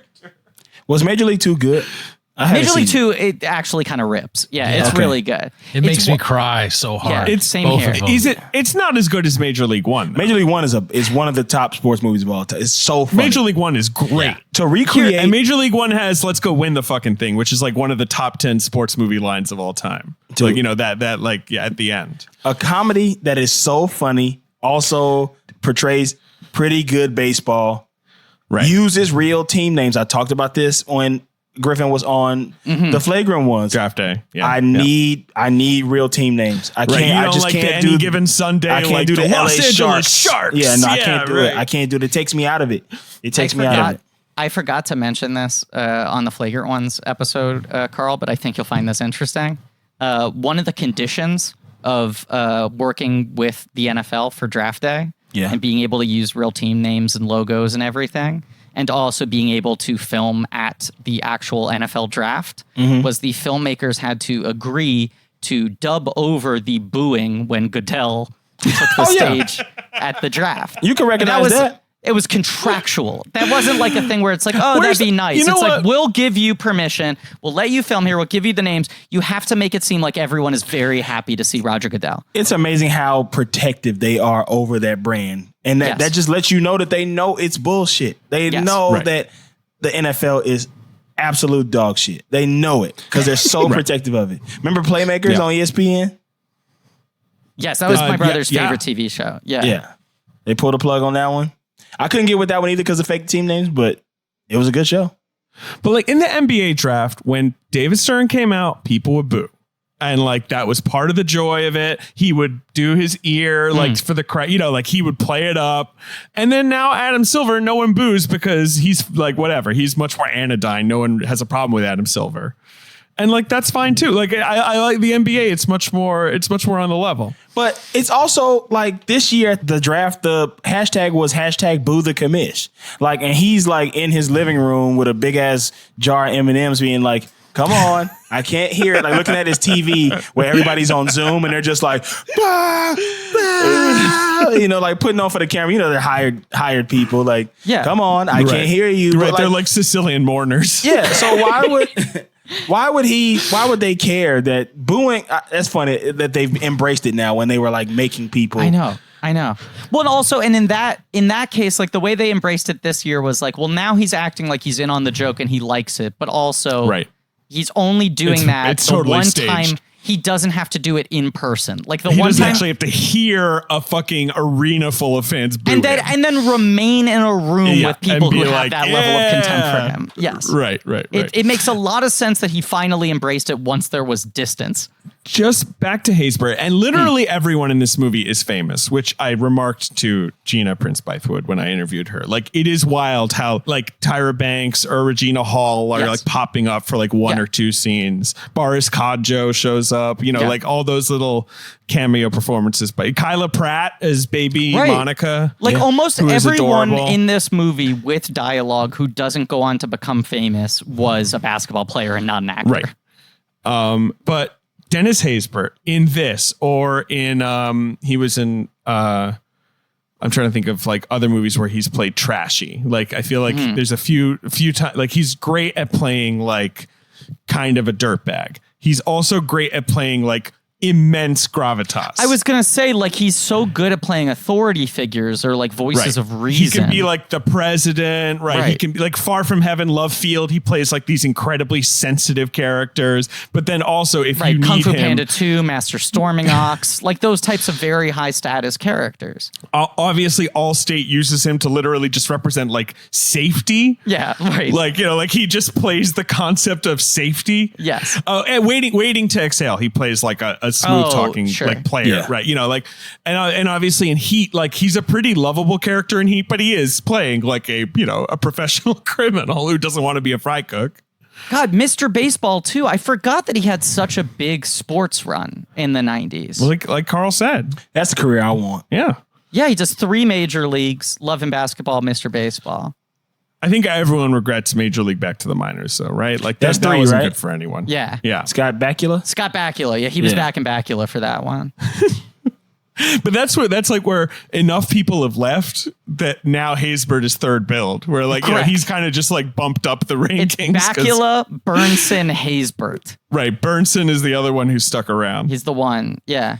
But yes, no, it is. Everyone's so well cast in this movie. I think that kind obviously of blew my Alfre mind. Woodard's incredible in this So movie. Like fucking she good. is like, and she has to be one of the top like minutes to like performance. You know what I mean? Like even if you put her in for like one scene in a movie, she will completely dominate the scene and change the temperature of the movie. Like she like no matter what, like lead role, absolutely she'll kill it. Tiny role, like she's going to completely destroy. I came up with a term for this in a text, and you said that's good, and I've been waiting to use it in an episode. Go ahead. Thermostat performances. Right. It's when an actor is so commanding, they change the entire temperature of the movie in a scene. Yeah. And she's like a perfect example of that. When she's the lead, she does that within the movie. When you only give her one scene, she does that within a movie. Yep. The movie's, it's structured in quarters. Yeah, which I love. You have 4 quarters. Another thing I like is that each quarter, I believe, I was trying to time it watching it today. I believe each quarter gets longer than the previous one. Which happens in real basketball. All right, 100%. But it stretches out like because like in basketball, the fourth quarter takes much longer because they keep on calling timeouts. Right. Yeah, right. There's a lot more fouling and like it can be really stop start. But yeah, the first 12 minutes or so are this opening in the 80s, which start with her, Kyla Pratt, asking to play basketball with the boys, taking off her hat, revealing that she's a girl, playing with them. In the script, it was supposed to be that they knock her tooth out. Ooh. Sanaa Lathan has that scar in real life. Right. Which is so noticeable and right. And so striking. good that they were like, let's just use that rather than cover that up. That's the thing we'll use to carry over for the whole movie. Now, I just want to say, as someone who had a friend who scarred me, it's kind of messed up that then later it's like, get over it. It's like, no, this is on my face. You fucked me up, man. I also have a scar, but unfortunately it was my own fault. I can't really blame anyone. I have a scar on my forehead because a kid stabbed me in the face with a wooden stake in shop class. Damn. Wow. Yeah. Ugh. Did he think you were a vampire? I think that was the confusion. I think that was the misunderstanding. I am very pale. Sure. Right. Yeah. Right. But yeah, that I was bleeding out of my head. Wow. And look, then I married him and had a child with him. So this movie's very realistic. Right. And I have this on my eye because I tripped over a chair in pre-K and whacked my face against a table leg. And then, of course, I did end up marrying the chair. You did marry the chair. I got this scar on my finger here. Y'all can't see it in here, but my finger is lacerated right there by the top of a can of refried beans. Oh. And me and those beans just hooked up for a while. You messed around. Yeah, you figured it out, but It wasn't serious. It was right, exactly. Yeah. It was casual. But there's just really good, efficient, economic character building. In the commentary, she talks so much about how hard she worked on the script, how long she worked on the script, how many drafts she had, that she didn't think it was ready to go into production when New Line wanted to acquire it. She wanted like another year or two to work on it. But you can just tell that it's like every single line, every single movement, and especially in terms of what doesn't happen on screen, is so well thought out. And because this movie is so much about this power balance between these two characters and the different stages of their life, it's like every movement emotionally is so deliberate and so precise. Right. But so yeah, this opening, the first quarter is mostly that sort of table setting of their dynamic. As a kid, he's already a hot shot, and she's already constantly fighting to be recognized. And he's more of a rich kid because of his dad, and they're much more middle class. Like they are, and like there's that scene between the two moms where you can see that there's kind of a gulf between them right away. And even just as a kid, it's like everyone views Quincy as if he is on a track for greatness, and everyone views her by saying like, when is she going to drop this basketball thing? Right. Her dad, Harry Lennox, who I love the great as Harry well. Lennox. And is like a good dad. Again, I just love this, that like none of the parents, even when the parents are maybe being unsympathetic, are bad people. Like no, it doesn't take any easy narrative route like that. And the dad, he's like, he's supportive, but he's also like, he's just kind of quietly like, this won't last forever. And the Quincy character goes back and forth in terms of allegiance between his parents, Yeah, like I do like that he shifts between the two of them. I feel like a lot of movies like this, even if the story you want to tell is disillusionment with your father, they wouldn't put the work in to make the relationship with the mother that strong. It would just be about the opposition to the father rather than the relationship with the other parent. She's really good too, Debbie Morgan. Oh man, awesome! So fucking she good. is. Yeah. You're just like your damn daddy. Did she say that in that movie? I think she does. Yeah. I know her best from Eve's Bayou, where she's kind of incredible in that movie. If you guys have seen it, which was sort of her big breakout right before this movie. She got like a bunch of, critics awards and stuff for that. So wait, but then we jump forward to 1988. They're playing high school ball on the court. They're pals, but he's kind of like, a little cutie pie hooking up with all the girls, and she's like very, very serious and very closed off and very kind of like sports focused. Well, and also my single favorite moment in the entire film is when Quincy's parents are fighting, and then he opens up the window and knocks on Sanaa Lathan by and Monica's just sleeps window. on her floor. And it's unspoken. There's just nothing said. Right. It's just very clear, like, this is There's a thing like a that routine happened. to it. There's a known routine that anytime he can't sleep because they're arguing, he doesn't even have to say anything. There's the spot on the floor for him to sleep. And that comes right after you see the two of them like bickering in school. You think almost, do they not talk at all anymore? Are they not really close at all? But it is that kind of thing. They have a really nuanced, complicated relationship depending on what environment they're in.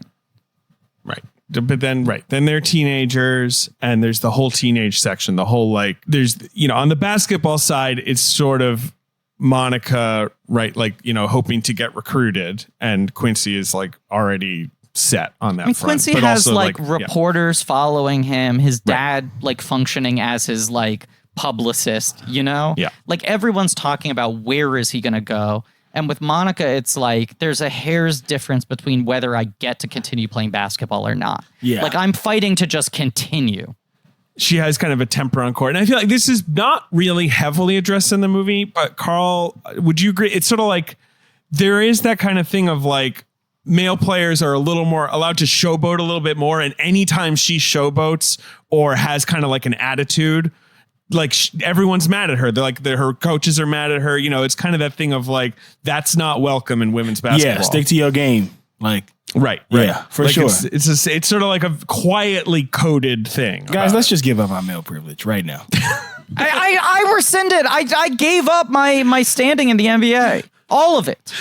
I don't even want to play like Celebrity All-Star Game. I'll say that. I surrender that too. I'm not giving that shit up. That's fine. If they call me for All-Star Weekend, if I ever get big enough to play in that, that's my true career goal. Is to play in the celebrity game. And the celebrity games are getting real dumb now. Yeah, they've gotten worse. They got like babies out there and stuff. It's like, come on, man, get this damn baby off the court. I'm trying to hoop. Chucky Finster was in the last All-Star game. Yeah, they got him in there. Me and Brian McKnight out here trying to give buckets, and you got Chucky Finster on the court. But Chucky Finster, he's like Muggsy Bogues. Like he can kind of like, go between your legs. Well, he's slippery in the sense that he's covered in drool. Like he literally can slip and slide on the court. He's allergic to hardwood, allergic to parquet. But somehow the sneezes help him. There's that scene where Monica's older sister, Lena, who's played by Regina Hall. Yeah. And like this is her second or third movie, I think. Yeah, a Scary Movie comes out this year, right? Right. But she was in The Best Man. She's in The Best Man. That's literally all she's been in so far, okay. I guess. But I love that scene where she gives her the makeover. And also when you see, I assume like the idea is like she was a cheerleader because you see her watching her sister in the stands and she's sort of mouthing along like to the cheer. Like she still remembers like the basics of the cheers. Mm-hmm. I really like that little moment. Like I like all that little character stuff that the movie doesn't need to put much emphasis on. Like it's all just sort of woven in there. But they're still at this point treating her basketball sort of obsession as if it's a phase. Like they keep on trying to break her down to like, when will you just wear makeup? You could actually date a boy if you wanted to. Right. She basically calls them out on like, you think I'm a lesbian. Right. Yeah. Do you want to hear something insane? Yeah. When this movie got into Sundance, in like the booklet. Premiered at Sundance. Yeah. In the booklet or whatever with the descriptions of all the films, they described it as a love story between two women set in the backdrop of basketball. Oh, so they just assumed. They were like, They it's about a female assumed. basketball player? Yes. Oh, my God. Like, obviously, whoever was on the board at Sundance had seen the movie, but whoever wrote the description just made the assumption. And she said that when she was pitching the screenplay, when she was writing it, when she would talk about it to people, everyone assumed, oh, if it's about a woman in basketball and it's a love story, it's a gay movie. Like, they couldn't conceive of the fact that there was a straight female basketball player. I heard the description said verbatim, a love story about basketball and a couple women who are kind of, Right. They somehow wrote that down. Yeah. Yes. It's insane. Through clenched teeth said, You know. So they go to prom. You got Gabrielle Union at this point, who's looking to hook up with Q. Right. And Regina Hall and Alfred Woodard have made over Monica. And of course, Gabrielle Union will go on to marry Dwayne Wade in real life. unrelated Right. to this movie. But she is. That was the part I liked the most when you took me to a Nets game, when we went to a basketball game together. Carl, we went to a Nets game with Griff, and it was Dwayne Wade's last game. It was the Heat Nets game. It was like Wade's last game, when like LeBron and Melo and people were in the stands. Where and Melo Gabrielle gets up and does the little dribble thing. Yes. Yeah.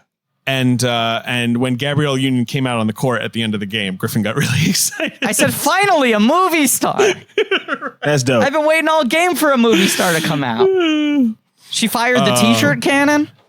She did. That's It was right. great. She did do that. She had a good hat on, from what I remember. Yeah. Maybe Melo gave her a hat, because Melo's a real hat man. Yeah. I'm a Melo hat has sort of man. like a. Beat up, up, up, up. Yeah, exactly. This is the section of the movie where you should talk about the music, because the Yes. soundtrack is great. God, the soundtrack to this movie is so good. It's a pretty legendary soundtrack. Yeah. Yes. I get this soundtrack mixed up with the Wood soundtrack, because that's also another amazing soundtrack. Yes. But what I do know that is from this film is I Go to Work by Kool Moe Dee while they're playing basketball in high school. And that one is the one that's like, that's like a banger. Like that always makes me think of, every time I hear that song, which is rare because they don't play that song. But when I hear that song, it reminds me of this movie. And it'd be like him playing for Crenshaw High School and that Kool Moe Dee song playing, I Go to Work. Wow. The Wood soundtrack is killer. I'm now looking at it. The Wood It soundtrack is is so dope. good. I think they have similar Oh my soundtracks because God. they both are set in Los Angeles in the late 80s. Right. They're very similar, vibes as movies. I haven't seen The Wood in a very long time. I have seen it. Those three movies, Love and Basketball, The Best Man, and The Wood, are like The Best Man. those three are Right. those movies that you like black households just have on tape or DVD. And they were all like 1999, 2000. They Yeah. all Yep. share so much cast. Like between And the they three ha- of and they them, all they have announced like big the next generation of ensembles. actors. Right. Yeah. And Best Man and Love and Basketball are both produced by Spike Lee. Like this Yes. feels like the beginning. The Wood comes about separately. Rick Famuyiwa went to USC, I think. But the other two, it's very much Spike Lee now finally having the cachet to be able to sort of shepherd in a new generation of black filmmakers. Yeah, Spike Lee, kind of helped, certainly was a big part of getting Love and Basketball made, right? His sort of, and I think also And The Best letting Man her too. direct her. Malcolm D. Lee is his, right, yeah. Malcolm D. Yeah. Lee, yeah. But like, Yes, you know what I absolutely. mean? Like there's a version of this movie where she is the screenwriter, but they're like, look, you've never directed before. Like, we're not gonna, sorry, like this is a big studio movie. No, but you that know, was like like- where it's sort of like, Yeah, he had been Spike Lee for over a decade at this point. He was so established that he could extend that to other young filmmakers and say, like, trust me, this person's a director. Let them make the movie. But anyway, at prom, you just have that, like the whole sex scene, like the whole like them finally coming around on their feelings for each other scene, all of that stuff, the acceptance from USC for her, right? Like, Yeah. it's just this like lovely serendipitous kind of stuff where it's like you can absolutely see these teenagers being like, this is meant to be. We're gonna be in college together. We've known each other a whole life. You know what I mean? Like, Yeah. it's a little fairy tale and also a little like realistic and regular and kind of like awkward. She said it was a thing that like the New Line executives kept on complaining that Monica looked upset in the whole scene. And she was like, no, the whole point is that she's like scared. She's nervous. Right. And like it was one of those things like alongside the fact that everyone thought the scene was too erotic, there's an authenticity to this as like an actual loss of virginity scene, an actual sex scene between two people who've known each other for that long, that like it makes people uncomfortable because it's the type of thing you don't often see in movies. I'm with New Line. It looked like she was saying the dick was trash. Like she sees it and she's like, oh boy. Yeah. Get that trash dick back in your pants. Go back across the street. Go back next door. She does. I mean, it is weird that she ends the scene by logging onto Rotten Tomatoes and giving it a rotten tomato. Giving it a little splat. Something to be said about showing like a condom and it being put on and it spending some time Yes. on that because of this time, especially. Yeah. There's just definitely. like there are emotions that, without getting graphic, there are emotions they go through in this scene that are just like, oh right, They make you realize the things that most sex scenes gloss over Right. in just sort of doing like the softly lit montage-y over sax music bullshit. Right. But the thing is then, because we're going to jump to them in college when they've been dating for a while, which is what happens next, then we just get a genuinely hot scene, like the striptease scene, like the, I'll play you Which for she your said, clothes that's scene. the other one that they wanted to give an R. Because that scene is really hot. Like that scene is like, but it's not graphic. fucking sexy. They like I couldn't get process you. the fact that the It's scene too is actually hot. hot. Yes. Too hot. Yeah. And also it's like narratively important. That's what I love about it too. It's like, it's not just like, yeah, well, we'll just have a really cute sex scene in the middle of the movie where they like play each other, where there is love and basketball. It's like, no, we need to put this in because that's going to be the crucial moment in the finale is that they play for each other's, love, essentially. Yes. For your heart. So good. Play me for your heart. For your podcast. There's this meme that used to pass around. It was like, play me for your heart. And it was just like crazy dunks on these But yeah, like, right. The college part, the typical rom-com end of second act stuff where it all falls apart. It just feels realistic. And it's not like, oh, you lied about being a baker. Like, the stupid thing I always talk about. Like, Talk about another. I mean, she talks so much about like not that they were like battles with New Line, but there were so many things that they didn't get that she had to sort of double down on, and they didn't get them because they were used to how people behave in movies rather than real life. Yeah, and she said like, a thing that I thought was really interesting that Gina Prince-Bythewood said in the commentary is that she had like very protective parents, and she did not see an R-rated movie until she was 18. right. She was adopted. Yeah. And when she was like 3 weeks old, when she was a tiny, tiny baby and grew up, I think, in a pretty nice neighborhood in I think Southern California, like, right? Yeah. Yeah. Pacific Grove.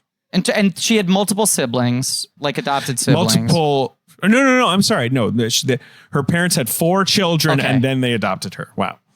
But she hadn't seen an R-rated movie until she went to film school, essentially. So like That's insane. Her going to film school was like the moment in which she's starting to take film more seriously is also the moment in which she starts to like greatly open up the types of movies she's watching.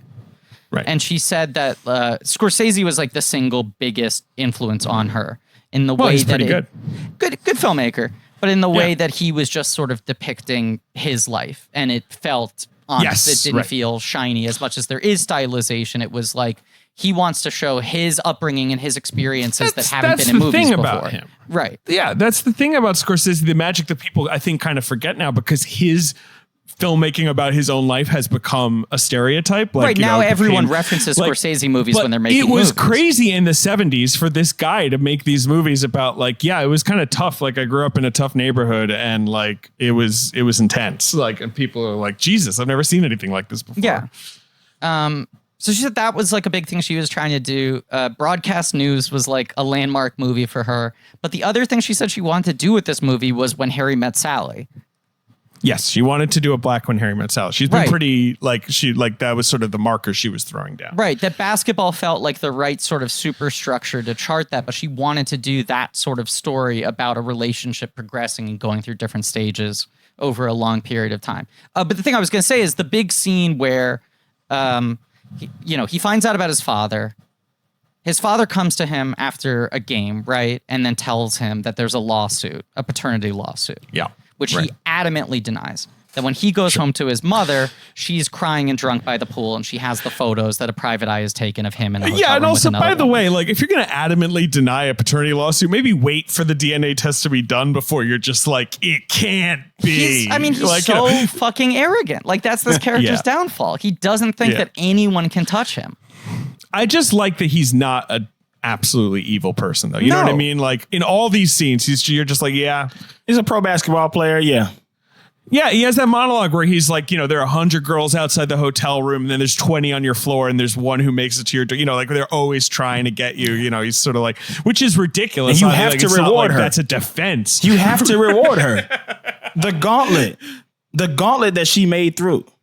Carl, if you're thinking about like the 80s, right? Like he's on the Clippers who were shitty in the 80s. You know what I mean? That like that's when basketball is becoming a game that's nationally televised, not on tape delay. Like, it's becoming a proper, cool, generational sport in the 80s. Like not like sort of an also ran sport. Yeah. And the idea, I think, is supposed to be that they got pregnant in their freshman year of college. Right. He knocked her up and Right. So there's this thing of like, he doesn't hesitate to marry her and to be a father and to be there, but he's also very aware that now this is interrupting what would be like his 10 years of bachelordom at the peak of his fame and success in the NBA. Does Quincy come at his mom about being like, you were one of these hoes too? Or was it? He doesn't do that. Zeke?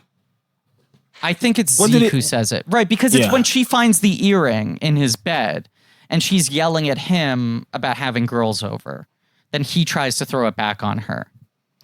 Like, you were one of the girls that dad had over or something like that? Yeah. Or like basically calling her out for being like, you're calling these girls out, but you are one of these girls. So right, which I think what she's doing is calling out, like, don't get someone pregnant. Like, don't get yourself locked into like a sort of forced marriage. I mean, I think there's such a good balance of, you don't get the sense that they don't love each other. You don't get the sense that they like hate each other. You get the sense that they would have stayed together, but they probably wouldn't have spent the rest of their lives together had she not gotten pregnant. Yeah. There is like actual romance and sexual chemistry between the two of them, but not all They're consuming. charismatic people. Yeah. Right. Yeah.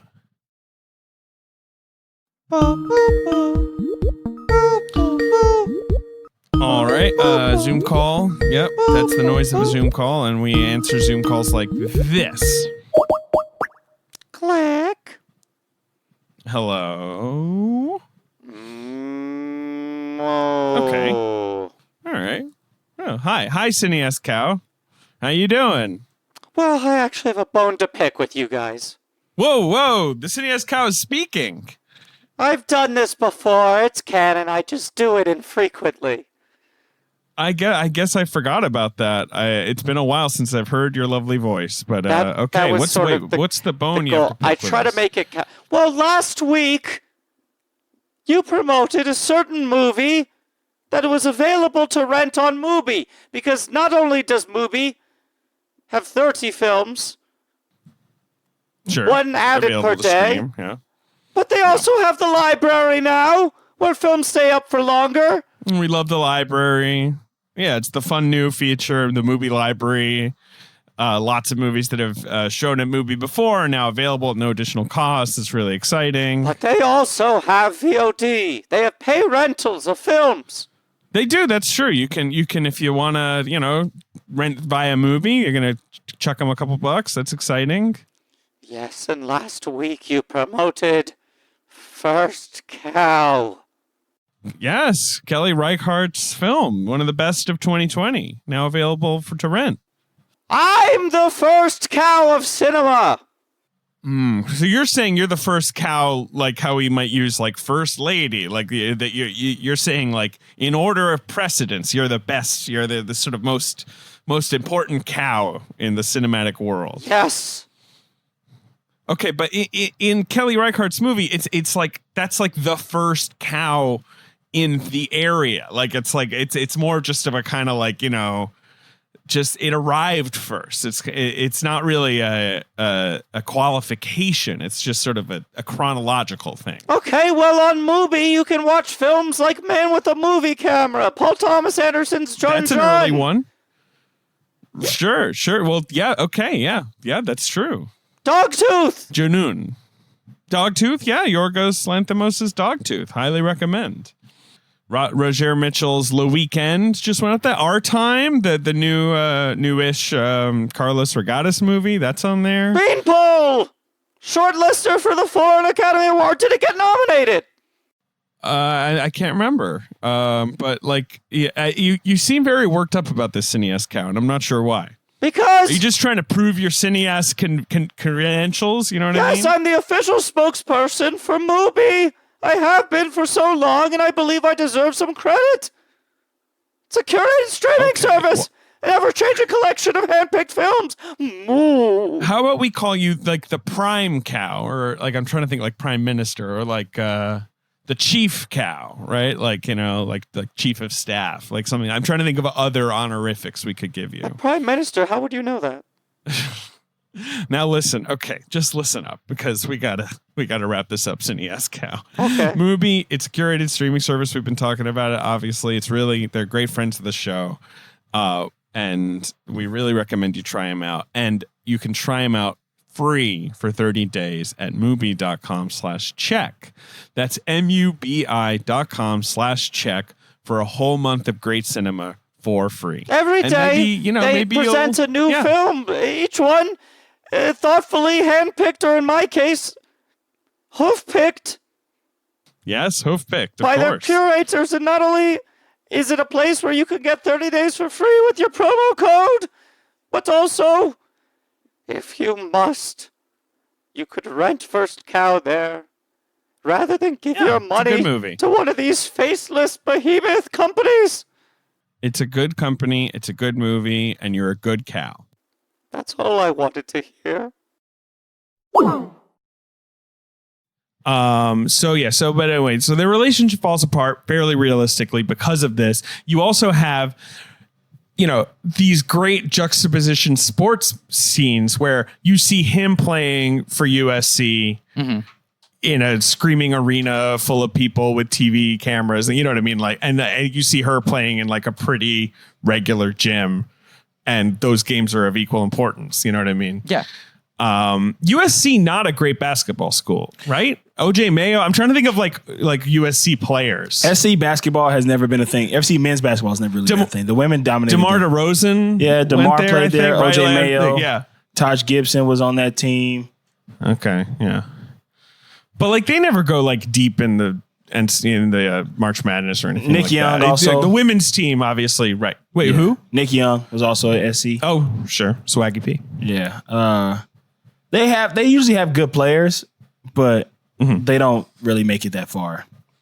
But like, there's this sort of undercurrent in this movie of like he's like, well, I'm just gonna go pro as soon as I can.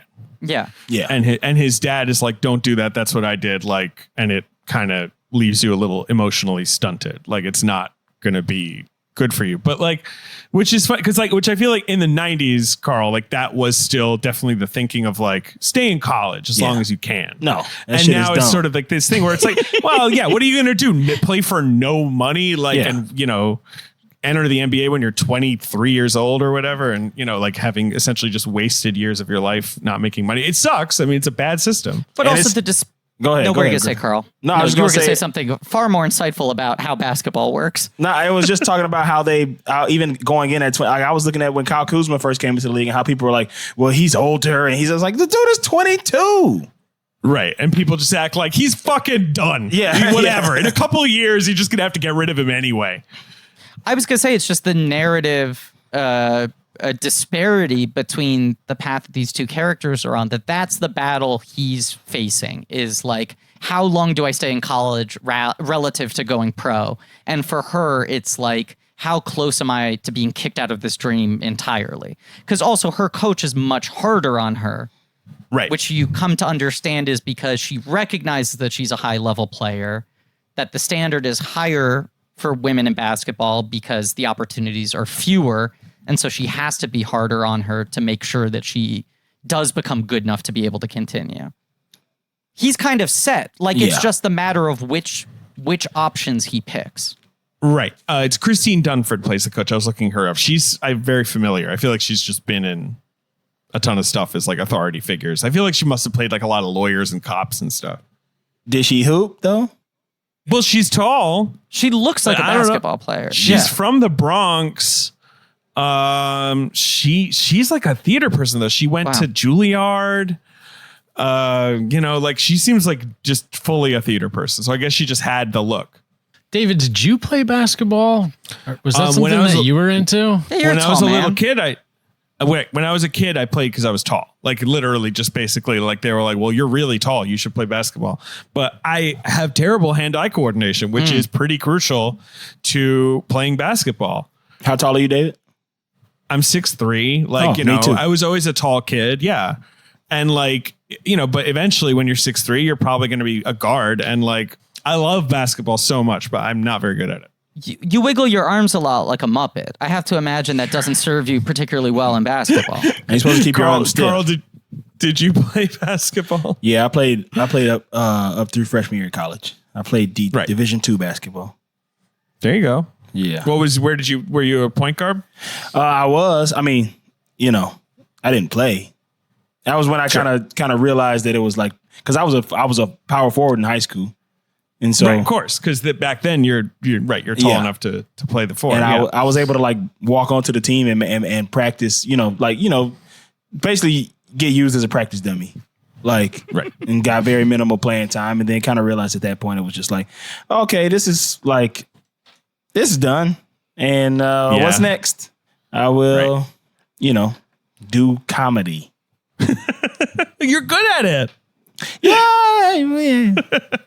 I will say this: we're not just saying this because you're on. I feel like David and I both flipped out the first appearance of Chief. Like as longtime comedy one Bang of my Bang favorite fans. ever moments listening to a podcast while I'm doing the damn dishes. And like 1 minute in, I'm like, oh, I see what he's doing. Oh my God. Like, that little moment. But also I think it was just the feeling of like that came at a time where it felt like there was a rotation happening where a lot of like the old guard comedy Bang Bang people were like starting to not appear on the show as much. A lot of characters were getting retired. Sure. There was the question of whether like new replacements would come in.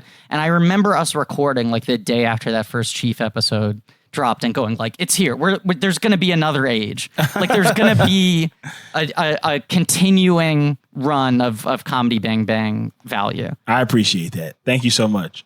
X told me to do that character. Really? Yeah. Did you do like that impression? Was it as like a character you did? Right. Yeah. No, like, was it something it was something I was messing around with her. Like, okay, we were talking about Carmen Sandiego, and I started doing that voice, and she was laughing a lot. Because the voice is also like spot on. We have the same like tenor or whatever, or timbre or whatever that word is. Me and Lynn Thigpen have the same. Because also, whenever you see commenters kind of say, when they love to criticize, and they will be like, "Oh, this character." Wait, what? They love to criticize? Yeah. Especially those critics, Earwolf fans. Yeah. They say, "Oh, he sounds like that character sounds like Chief." Like when I did Larry Blackman, it's like that character sounds like Chief. Like, well, yeah, I kind of sound like Chief. So I think that's why I do it good. Yeah, you gotta know your strengths. Yeah. But next week Chief I'm doing roles. Robert Loggia. Really? No, you should. No one does a Loggia. If you had a Loggia, you could get on SNL next season. They're looking for a Loggia. He was like killed off on The Sopranos because he didn't remember his lines. Really? Yep. Robert Loggia. Did Robert Loggia just Zoom bomb us? Suddenly I'm podcasting with the Loge himself. Go fuck yourself. That's like that story. I forget what actor it was. Who's the actor who got fired from like LA Law or Homicide because they took long shits? No, it was Murder One. You're thinking of the TV show Murder One. Yes. His name was Daniel Benzali. Yes. He was the star of the show. Like, it's not like he was a small number part. one on the call sheet. Do you know this story, Carl? No. The big bald guy. But I love his shit story. And he was like kind of like he'd been around, but this was like his big breakout role. He gets like, whatever, a Golden Globe, he's hot shit. And then he gets written out of the show. The show got canceled after 2 seasons because it just went downhill. And the reason he was always late to set was that he took a giant shit in the morning and was an hour late to work every day because of it. And I want to find, he was like, it was like he lived in Malibu. I get up, I have my coffee, then I would have to wait till I get my morning dump. And Bochco, the Stephen Bochco is like, just come to work and do it there. And he was like, no, I can't do that. I can only do it in my own house. Which I get. Yeah. it. Right. And they were like, I guess we're going to fire you as the star of this hit show. What And he was like, I sounds love good. about the story is that when you hear it, it was like months of negotiation where they kept on trying to problem solve. And Bochco would be like, okay, what if you just don't drink coffee until you get to set? And he's like, the drive's so long, I need it to stay awake. And it's like, okay, what if you only drink decaf or like a smaller cup and then the rest of it you drink when you arrive? What if there was like a thing of like, what if we rent you a hotel room that's halfway between Malibu and the set so you can pull over, take a shit, and then come to set? Like, they really tried to solve it every way they could. And then finally he was like, what can I say? I guess it's not going to work out. It's going to work. I can't be the star of your TV show. My turds come first. Kudos to him for standing strong. I love it. It's my favorite story. I wish that was every time you hear that an actor was fired because they were difficult to work with, that was always the reason. And that would be great. I love that everyone involved was like, look, there were no hard feelings. We couldn't square this circle. It was. I think there were some hard feelings. No, people. I mean, look, there might have been some soft bowel movements, but no hard feelings. All right, look. Okay. What happens? What I was going to say, the breakup scene, right? Yeah. You have the confrontation on the bench when he tries to like tell her, I could really use the support right now. And she goes to sleep because she has to respect curfew. And then the next night there's the party scene. And he shows up really He's drunk. so fucking mean. Right. Really mean, really drunk, dismissive of her. And then when she finally tries to break through to him, then he starts getting like overly sexual with her in front of everybody. So she sort of pushes him away. And then there's the scene in the dorm room. Yeah. Where he shows up with another girl and then acts like, what's wrong? Like, what's the problem? Right. And that was another scene that they apparently argued over a bunch because she was like, why isn't she screaming? Why doesn't she break down crying? Why doesn't she like go to her own door and like close the door behind her? She and reacts slide down in it? character. Totally. Like, this is a very contained performance. Like, she's just not this kind of person who's going to let herself be vulnerable in that way. And the other thing the executives asked her was like, why doesn't she attack the other girl that he's bringing? What? Sure. Yeah, and Gina Prince-Bythewood, like, to her credit, was like, these movies always fucking make it this thing where it's a competition between you could just the see women. New Line being like, so why isn't there a cat fight in this moment? I that's what I'm imagining. They literally wanted her to slap the other woman, and she was like, it's not about her. Like, that she's not the problem here. The problem is that he's doing this to her, and she's so sort of like blindsided by it that she doesn't even know how to react in the moment. That's such a good scene because she includes that nasty little button of Monica walks out and the guys laugh. And it's like, why the fuck are you laughing? Except that you just feel awkward. Like, I guess is the reason. But it's so awful that they laugh. And she doesn't even see it. It's just for us to see. That's crazy. Wow. Yeah. But yeah, fourth quarter, I really love this because it does feel, again, like a really realistic basketball We should say they narrative, finally have a breakup, but it's like their breakup has happened in like 4 chunks, but they finally have the real conversation. But like when we jump forward, she's in Barcelona. She's playing for in the EuroLeague, basically. So crazy fact, she assumed they wouldn't be able to film in Barcelona, that they would just obviously have to fake did because it's got all that great location stuff. Do you know how they did? No. Because they had cast Tyra Banks. Right. Virgin Airlines had offered to pay to fly everyone out to Barcelona in exchange for Tyra Banks wearing a Virgin Airlines outfit because her character was a stewardess and they thought it would be good promotion for them. Wow.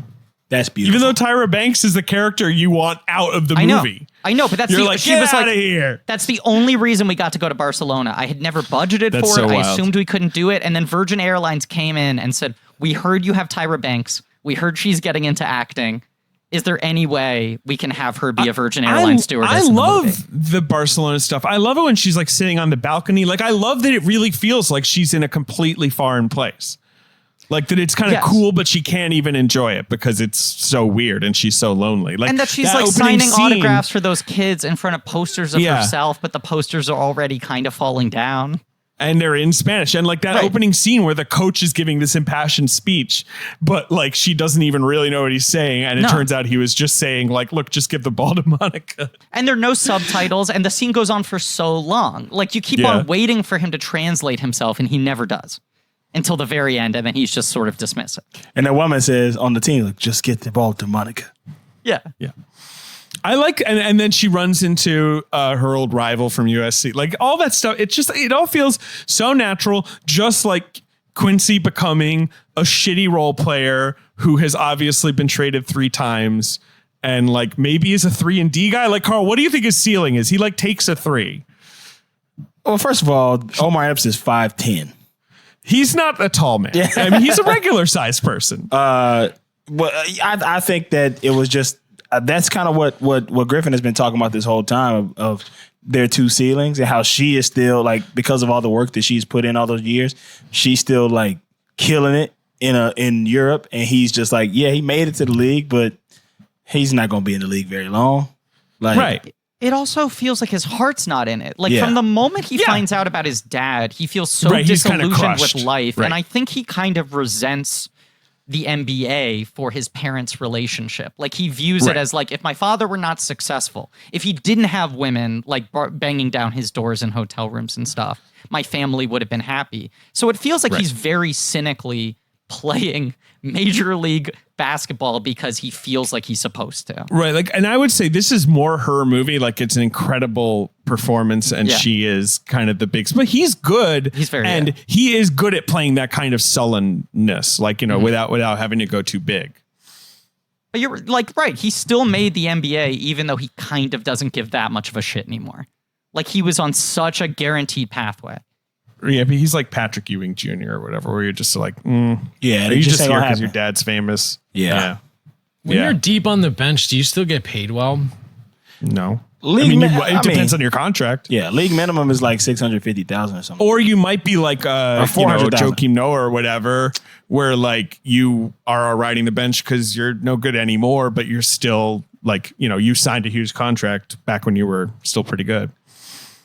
I don't know. Oh, a rookie in the NBA makes a minimum of $893,000 to play in the NBA. Yeah, I think it went up. It went up. And one assumes he was drafted in the first round, right? Like, I don't know. He's probably making like $1 million a year. Maybe not the 90s. 99, yeah. For $893, $893,000 a year, you ain't never got to play me.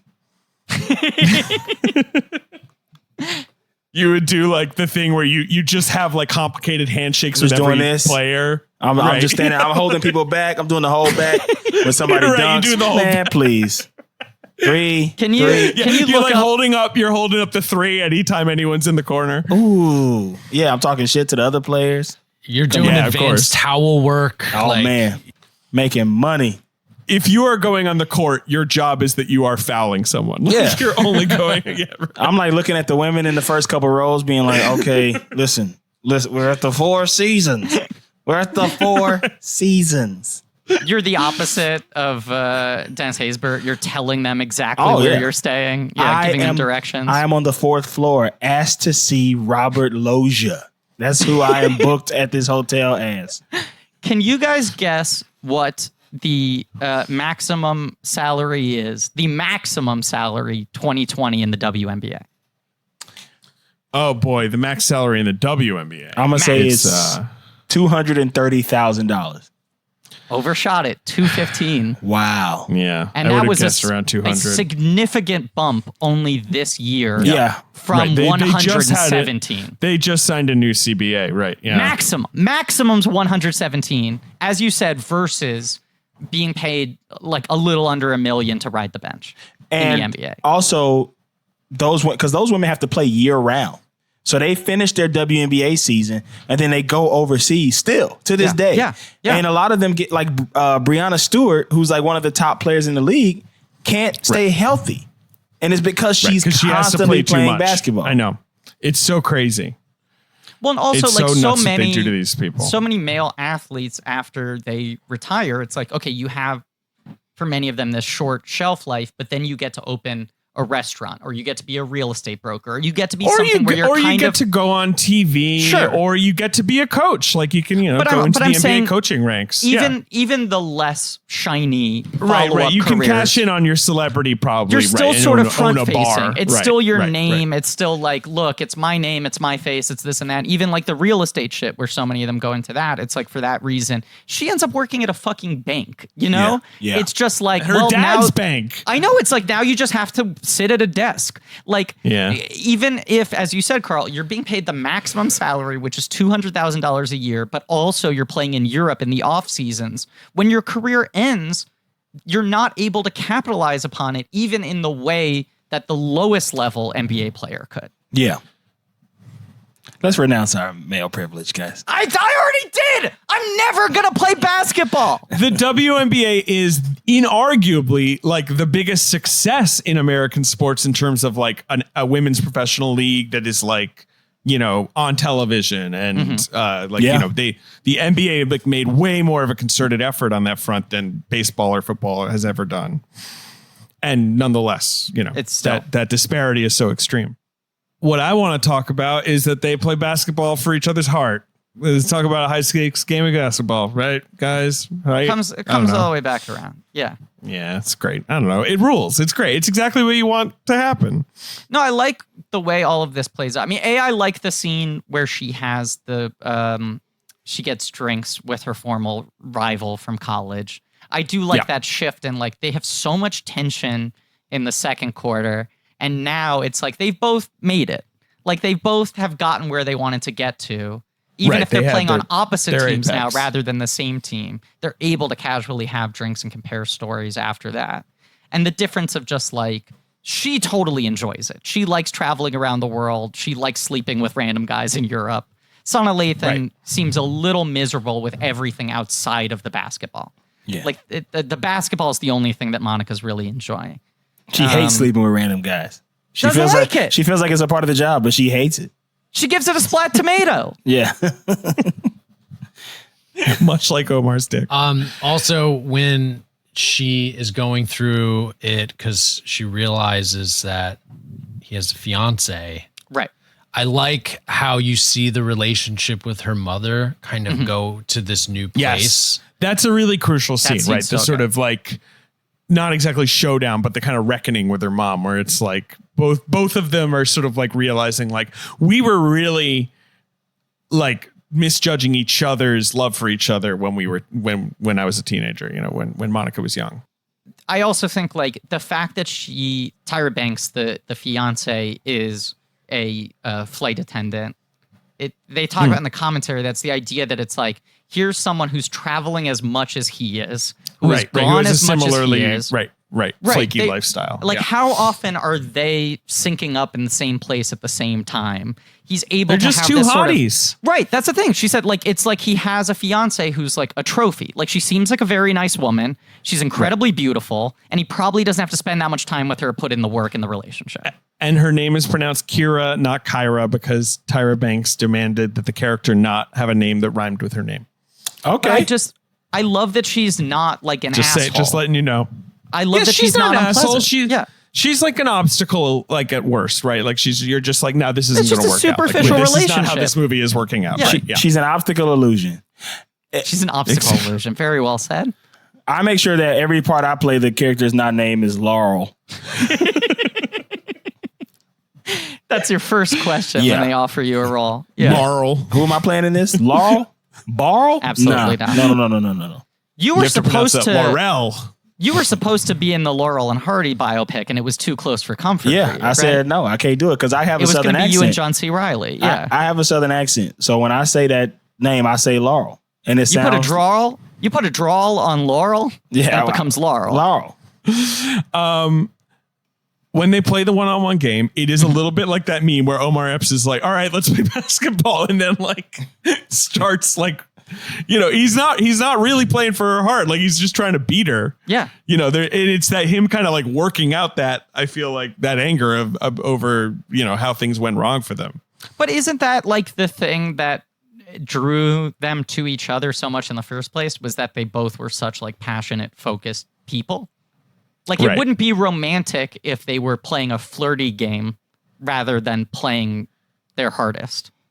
And it's also nice that even though he's been playing in the NBA, like, this is the first game he's played probably since getting injured. Like, you see him at the beginning of the game be kind of rusty and have to loosen up. Right. But then, of course, the little twist is that even though he wins, he's like, 2 out of 3 because, obviously he does want to be with her. Yeah. And then you get a little flash forward where she's playing in the NBA and he's sitting she's in the courtside, WNBA. She's on the Sparks. Yeah. Did you guys watch until after the credits? You see your daughter playing in the playground. You see her daughter get a bucket. I pitched Gina on a sequel when I interviewed her because it's been 20 years. Yeah. Everyone in this movie is famous. Yeah. Get them all back and then have it be about their daughter, right? It's such an obvious... There's so many things you could do. I mean, she told me no way, but maybe, I thought it was a good pitch. Maybe replace Omar Epps with Wesley Snipes. Oh, just as a little meta thing. To even things out. But Wesley Snipes is 10 years older than Omar Epps, which is one reason that it's crazy. Yeah, it's crazy in Major League 2, and it's do you find a fucking fountain of youth? You just lost a cool decade, man. Don't she was, she gave me a nice answer, which is essentially go fuck yourself. Don't think she was if you fucking talk to me like this again, I'll kill you. No, she was she really thinks the movie's pretty unspoilable, and I worry that I would ruin it. The movie ends so well. It's such a nice contained story. I almost just want to leave it alone. But she gets that it was not a huge hit when it came out. It wasn't a flop or anything, but it did not overperform, and it's just had such an insanely long tail. Well, as Carl said, it was huge home video movie, huge TV movie. Soundtrack was a huge seller, and by 2 or 3 years later, people were already sort of heralding it as this is one of the most underrated movies of the last however many years. Right, because you read the reviews and they're all kind of oh yeah, it's okay, and I think it's because the movie's understated. They just didn't know what to do with it. I think, probably critics are just going in and expecting more of a really brassy sports movie or I don't know exactly, but it's because it's a black movie. People immediately write those off. Huge part of it. Huge part of it. Yes. People immediately go, oh, this is not for me. It's not for me. And it's just watch a good movie. Especially in 2000. I think it's just unassailably true. So many critics are just oh, this isn't something I need to take seriously. Yeah. It's unfortunate, it won the Independent Spirit Award for Best First Screenplay. I played at Sundance, and it was kind of it was really well received at Sundance. So it's not it was absolutely ignored, but I do feel it was not quite given its due. No, but it also it grew very quickly. Yeah. Entertainment Weekly did an issue that was the 25 best movies you haven't seen, and it was only a year later. And they put this on it. I think it was the most recent release they had put on it. I feel everyone in the media very quickly was we fucked this one up. We should have given this one more attention. I do think you're right, Carl, that it is in the same way that I think the ratings board was freaked out because you're seeing that kind of intimacy, especially with black actors, was a new thing for them. And I think for critics, they didn't know how to process it because they were so used to seeing films with black leads be a very limited type of thing. Yeah. Those 3 movies we're talking about, Best Man, The Wood, and Love and Basketball, really start to redefine that a little bit. I feel that's very much a sea change. I'm trying to find this quote here that is really aggravating. But David, maybe pull up the box office while I find it.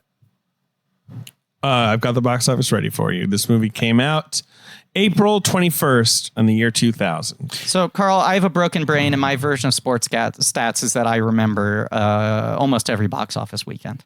Damn, that's tight. So I try to guess. This was my equivalent. My father would do the sports scores with my brother, and then he would flip to the other section of the newspaper and do the box office top 10 with me. The movie made 27 million domestic and basically nothing internationally, which, because it basically wasn't sold internationally. Yeah. Gina, when I interviewed her, said the Old Guard, the Netflix movie, is her first movie that will really play internationally. Crazy. All 3 of her other films, Secret Life of Bees, Beyond the Lights, have just never like this. The studios just didn't even bother to sell them. Yeah. If that, sell the international rights because, movies with black actors don't sell was always. And then also movies about line. American sports on top of that. I mean, this movie sort of was like doubled it. Right. But like like Beyond the Lights was not released internationally. So this movie did pretty well, but not huge. I think it made 27 on a 20 budget and probably killed on home video. But number one that week, it opens at number 2. Griffin, number one that week is, oh shit, we just did it in a box office game. Give me the weekend again. April 21st, 2000. It's a war movie. U571? Yeah. Damn, dog. And you know what's crazy about that? I don't know that much about sports. You're saying you would be able to... If I was like, hey, Carl, who was like leading in the Atlantic Division in April 2000? Like, what was the Clippers record in 1982? Man, I might know a little bit of that, but that's because I just read books and kind of can remember facts every now and then. But I would not know what the Clippers were doing the April 21st, 1982. Like a specific weekend. Look, I've said this before. It's not a joke. I could probably identify 5 states on a U.S. map. Visually, I'm guessing I would top out at 5. There are so many basic things that I don't know. And I remember, U571, it opened to like 16? It opened to $19 million. Okay. Damn. Submarine movie. I've seen it once. I remember it having cool sound design. I remember that creaks. It's a decent movie. I remember going to see it and finding it too stressful and walking out and into a different movie. And now I'm trying to think what movie I must have walked into. It is a stressful movie. It's definitely stressful. Maybe we'll hear about it. Yeah, the wind-up was Harry Potter out at then? Harry Potter comes out 2001. Okay. Mm-hmm. I know I was in the 5th grade when that came out. Right. I was 14 when this movie came out. Yeah, it was 5th grade for this. Yeah. Number 2 is Love and Basketball. Number 3 is a war movie. What did it open to? Love and Basketball opened to $8 million. Okay. Damn. And that was all me. You went 8 million times at a dollar theater. At a dollar theater. Yeah. It's a war movie. It was number 1 the week before. We Were Soldiers doesn't exist. We Were Soldiers? Not We Were that's Soldiers. Later. Not We Were That's Soldiers. later. Big director, but he is Enemy near at the end of Gates? his career. No. Fuck. That's another good guess, though. Rules of Engagement? Rules of There we go. Engagement. You gotta follow the rules. Samuel Jackson, Tommy Lee Jones, Guy Pearce. William Friedkin? It's a William Friedkin movie. Doesn't Director exist. of The Exorcist. Doesn't exist. Kind of doesn't exist. Have you seen Rules of Engagement, Carl? No. It's some sort of true story movie. I don't know what it's about. Thank you all for having me on your movie podcast, but I have to tell you something. I don't watch movies like that. Hey, That's fair. Movies are long. so you must be loving Quibi, Carl. Are you just eating that shit up? Quick bites. Taking a ton of quick bites. You like a quick bite. Yeah. Carl, you might not know this, but I am the founder and CEO of Quibi. So thank you for watching Quibi. I won't been having disparage a it. rough couple Thank of you for the months, candy in the office. Oh, you're welcome. Of course, I sent candy to every office. I thought it'd be a great strategy to Quibi it up. They have a wall of candy at the Quibi offices. That's crazy. They go, have some candy. That's nice. Take advantage of this huge candy wall. And I think because of COVID now, we're not going to be able to do candy wall anymore. Can I ask you? The candy wall's just rotting. I assume the candy that Quibi offers is only like fun size, like mini, like fun size bars. Yeah, is that right? many fun size bars, but it's a full wall of everything. Like, so you got your if chocolate anyone tasty. brings a king size Twix in or No, whatever, you're we kicked out. throw it out the window. They get beat with a golf club. And do they serve you La Croix in like the little like cap that they give you at the doctor to swallow cough syrup? Yeah, it's a they say drink this in remembrance of Quibi, and they pour it into It's a Kwai-Sai. It's a quick sip. the body of Kwai-Sai. Yeah. The body of Kwai-Sai. Thank you. Speaking of drinking, number 4 at the box office, Griffin. It's in its second week. It's made $7 million. It's a rehab drama. 28 days. 28 days. That's easy to narrow down. There are not many rehab dramas. Yeah. Sandra Bullock goes to rehab. Meet Steve Buscemi. And Viggo Mortensen. See, I would have said Girl Interrupted. That's a you know mental what? institution movie, but yeah, sure. Take one more step and I'm gonna jam this in my aorta. Your aorta's in your chest. Remember Have that? you ever thought about doing Whoopi? No, I've thought about it. That's when I got a master. But you had when you said chest like that. That's sort Yeah. of, you know, she has this kind of bass, you know, that kind of like her voice can go really deep. And here's why I know that, because I've seen the commercial a million times, because I watch a ton of TV. Right. But I just wasn't a huge movie guy. But I just remember, take one more step, I'm gonna jam this in my aorta. Aorta's in your chest.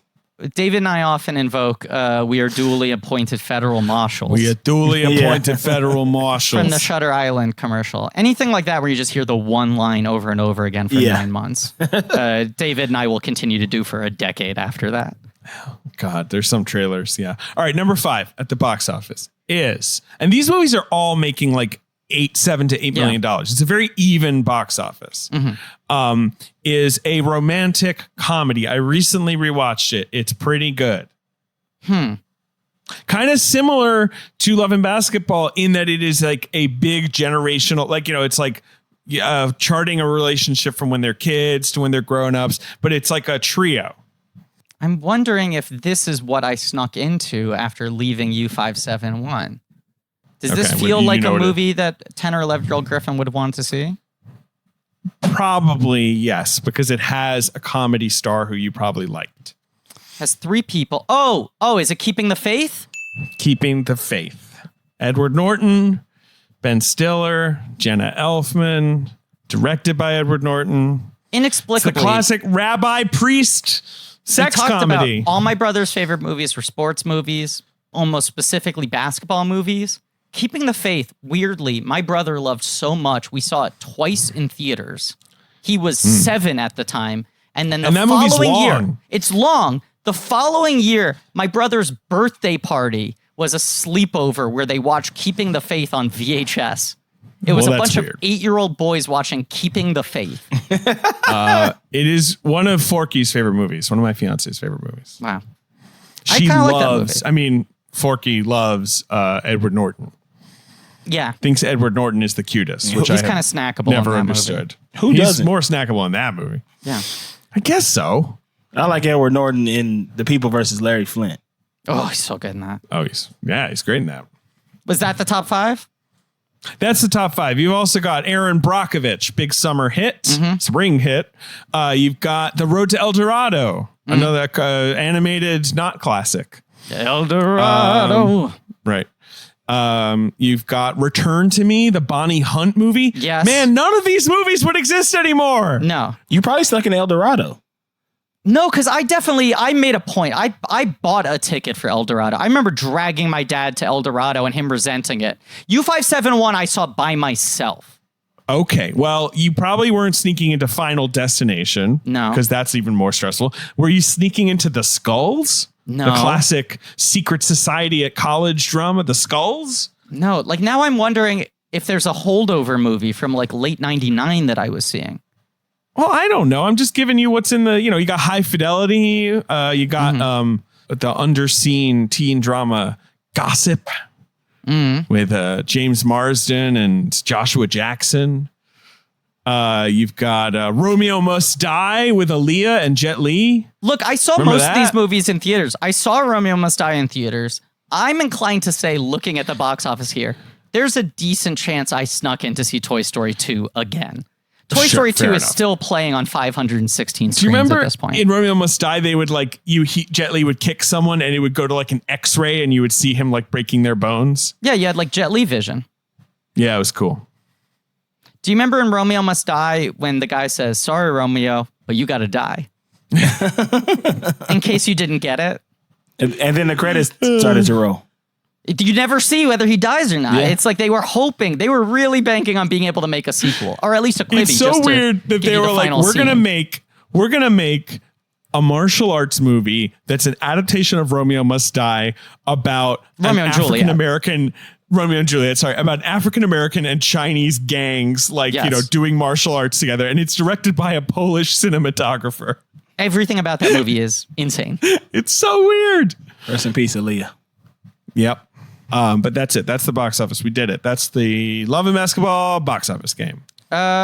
Just a great movie, like a perfect little movie. I found the quote I was looking for. I was trying to find this special that she did, the first thing she directed. What About Your Friends that Gina did. She directed the video, the music video for TLC? No, it's like a CBS. See, this is the problem. I was looking for the special and the results kept on being the TLC video. Oh. This was like a CBS TV special that's 3 high school friends talking about their future and predicting what the rest of their lives are going to be like. And it's Lark Voorhees, Monica Calhoun, and Melinda Williams. And it's about them heading off to UCLA. And I can't find it anywhere. It looks like it was released on VHS or DVD at some point.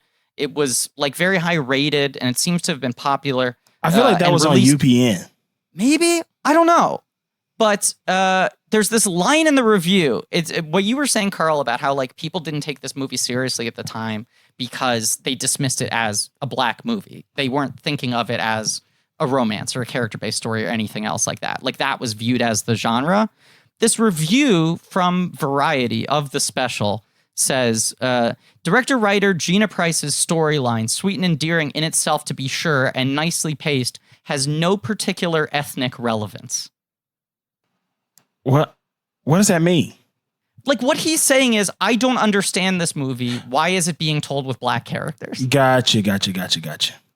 Which is like a crazy thing to read in a review from 1995. But I do think if we're going to spend the next month talking about her movies, and I think none of her movies have sort of been recognized in their time to the degree that they should have, that's sort of a recurring thing of her getting pigeonholed. Yeah. Or people like taking too long to eventually see her films because they view them as something else. And the idea of what they're viewed as is stupid. Golly. That's the way of the world, boys. That's how the cookie crumbles, boys. That's how the cookie crumbles. And I will say, Griffin, when I was talking to her, I kind of floated the narrative of like, you haven't gotten to make enough movies. Because her career is kind of, she makes a movie like every sort of 6 to 8 years. Like it's not, every couple years. And she kind of slapped it down where she was like, I've gotten a lot of movie offers that I did not want to do. Like I really just only make a movie if I want to make a movie. She's like, it's a lot for me to do a movie. Like I've got kids, I have like a whole life I'm working, and it's sort of what you're talking about with her script for this, where she was like, maybe it needs another year. I think she like really, really tries to hone her whole, like the script of the project she's working on so perfectly so that it's like absolutely ready to go when she's going to give it a green light. It's sort of fascinating. She's a very deliberate artist. Yeah. And speaking of deliberate artists, Carl Tart. And she has a very interesting arc that we're going to get into, but yes, Carl Tart. Carl Tart, thank you so much for being on the show. Listen, thank you for having me. Boy, y'all go long, don't you? We go long. We're sorry. God, Carl. He didn't warn you. They didn't Carl, tell this me. is maybe the shortest episode we've ever That's done. wild. And that's that is not true. We're gone like 2.5 hours, Griffin. And y'all do this weekly? Yeah. Holy Telling shit. me. And we have a Patreon. We essentially do 2 a week. Listen, man, I love it. I had such a great time talking about this movie. I haven't been able to talk about this movie in this much depth ever in my life with like other people that aren't my mom or my friends. Not that you guys aren't friends, because we're all friends now, baby. We're working towards it. But I appreciate you for having me, and thank you so much. Well, I came on Thank you. Flagrant once to talk about Draft Day, and then you and I were messaging back and forth afterwards about other sports movies. Yeah. You were asking me about like Slapshot, which I said, of course I've seen. I have to respect and support all of my fellow cinematic Newmans. But then we were like scheduling this episode, and I realized like, oh, I think David was the one who suggested like, if you've been talking about sports movies with Carl, you should see if he likes Love and Basketball. Yeah, man. You did it right. Yeah. As soon as you said it, I was like, oh, hell yeah. I'm all about this shit. I am here for this. And Thank you for being here. Hopefully soon to be on the NBA Celebrity All-Star Game. Man, Absolutely. that would be dope. Let's put it out into the universe. I, on the other hand, will never play in the NBA. And that's a promise. That's a promise I'm making publicly. Thank you all for listening. Please remember to rate, review, subscribe. Thanks to Ange Fergudo for co-producing the show, Rachel Jacobs for editing help. Thanks to Lane Montgomery for our theme song, Joe Bone and Pat Reynolds for our artwork. Go to patreon.com/blank check for blank check special features. We're going to be doing an episode on disappearing acts starring Carl's mother. I have to call her and see what part she played. Should we do that now? Should we do it on the air?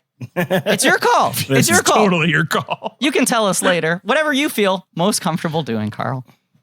But yes, a Carl's mom, Sanaa Lathan, Wesley Snipes vehicle. Oh, here we go. Oh my God. Wow. This is good content. Phone is ringing. She saw it was you and she was like, Yeah. Straight to voicemail. She can tell these are peak podcasting hours. Mom.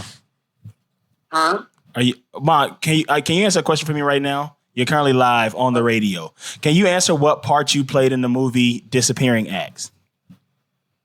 Disappearing acts? Yeah, weren't you in that movie? No. What? You talking about with Wesley Snipes and Sanaa Lathan? Yeah, weren't you in that? No, I was not in that one. Which one were you in around that time? Now I look like a fraud. Live on the radio. Oh my goodness. No, it's okay. Which movie are you looking for? Maybe it was, what was the movie you was in with Angela Bassett? What movie was that? Strange Days. You talking about Strange Days? Why do we used to talk about Disappearing Acts? You're in Strange Days? She's in Strange. We love Strange Days. That's one of our favorite movies. She can't hear you guys. But yes, they love Strange Days. So they may have seen you in Strange Days. But Disappearing Acts, did you have it on tape or something? Yeah, I had Disappearing Acts on tape. Okay, that's what it was. Right. All right. Okay, yeah, I'll call you back. That Romy and Michelle, that's probably a popular one that they like. I don't know. Yeah, Romy and Michelle. Romy and Michelle's high school reunion. She was in that. All right, I'll call you back, Ma. Okay. All right. Bye-bye. All right. Shout out to your mom, just in general, for owning Disappearing Acts on VHS and all. Yeah. But like, she's in Strange Days is one of the Strange Days is the like ultimate blank check one of our movies. biggest episodes ever. Yeah, she was in that. Huge. Wait, Huge. what's your mom's name? Her name's bleep my mom's name, please. Yeah, we'll Okay, bleep I'm sorry. Your mom is, of course, Juliette Lewis in the film Strange Days. Yes, my mom is Juliette Lewis. Right. I also love that you were confusing which movies your mom owned with which movie she acted in. Because I was so young back then. I didn't like. Yeah. Right, you just assume like, oh, if it's on the shelf, she's probably in it. Yeah. She's probably in it. Oh, man. That's awesome. Well, Carl, thank you again for being on the show. Thank you for having thank your me mom on. for being on the show anonymously. Yes. I appreciate it. And tune in next week for The Secret Life of Bees. That's right. And as always, I am officially retired from the NBA.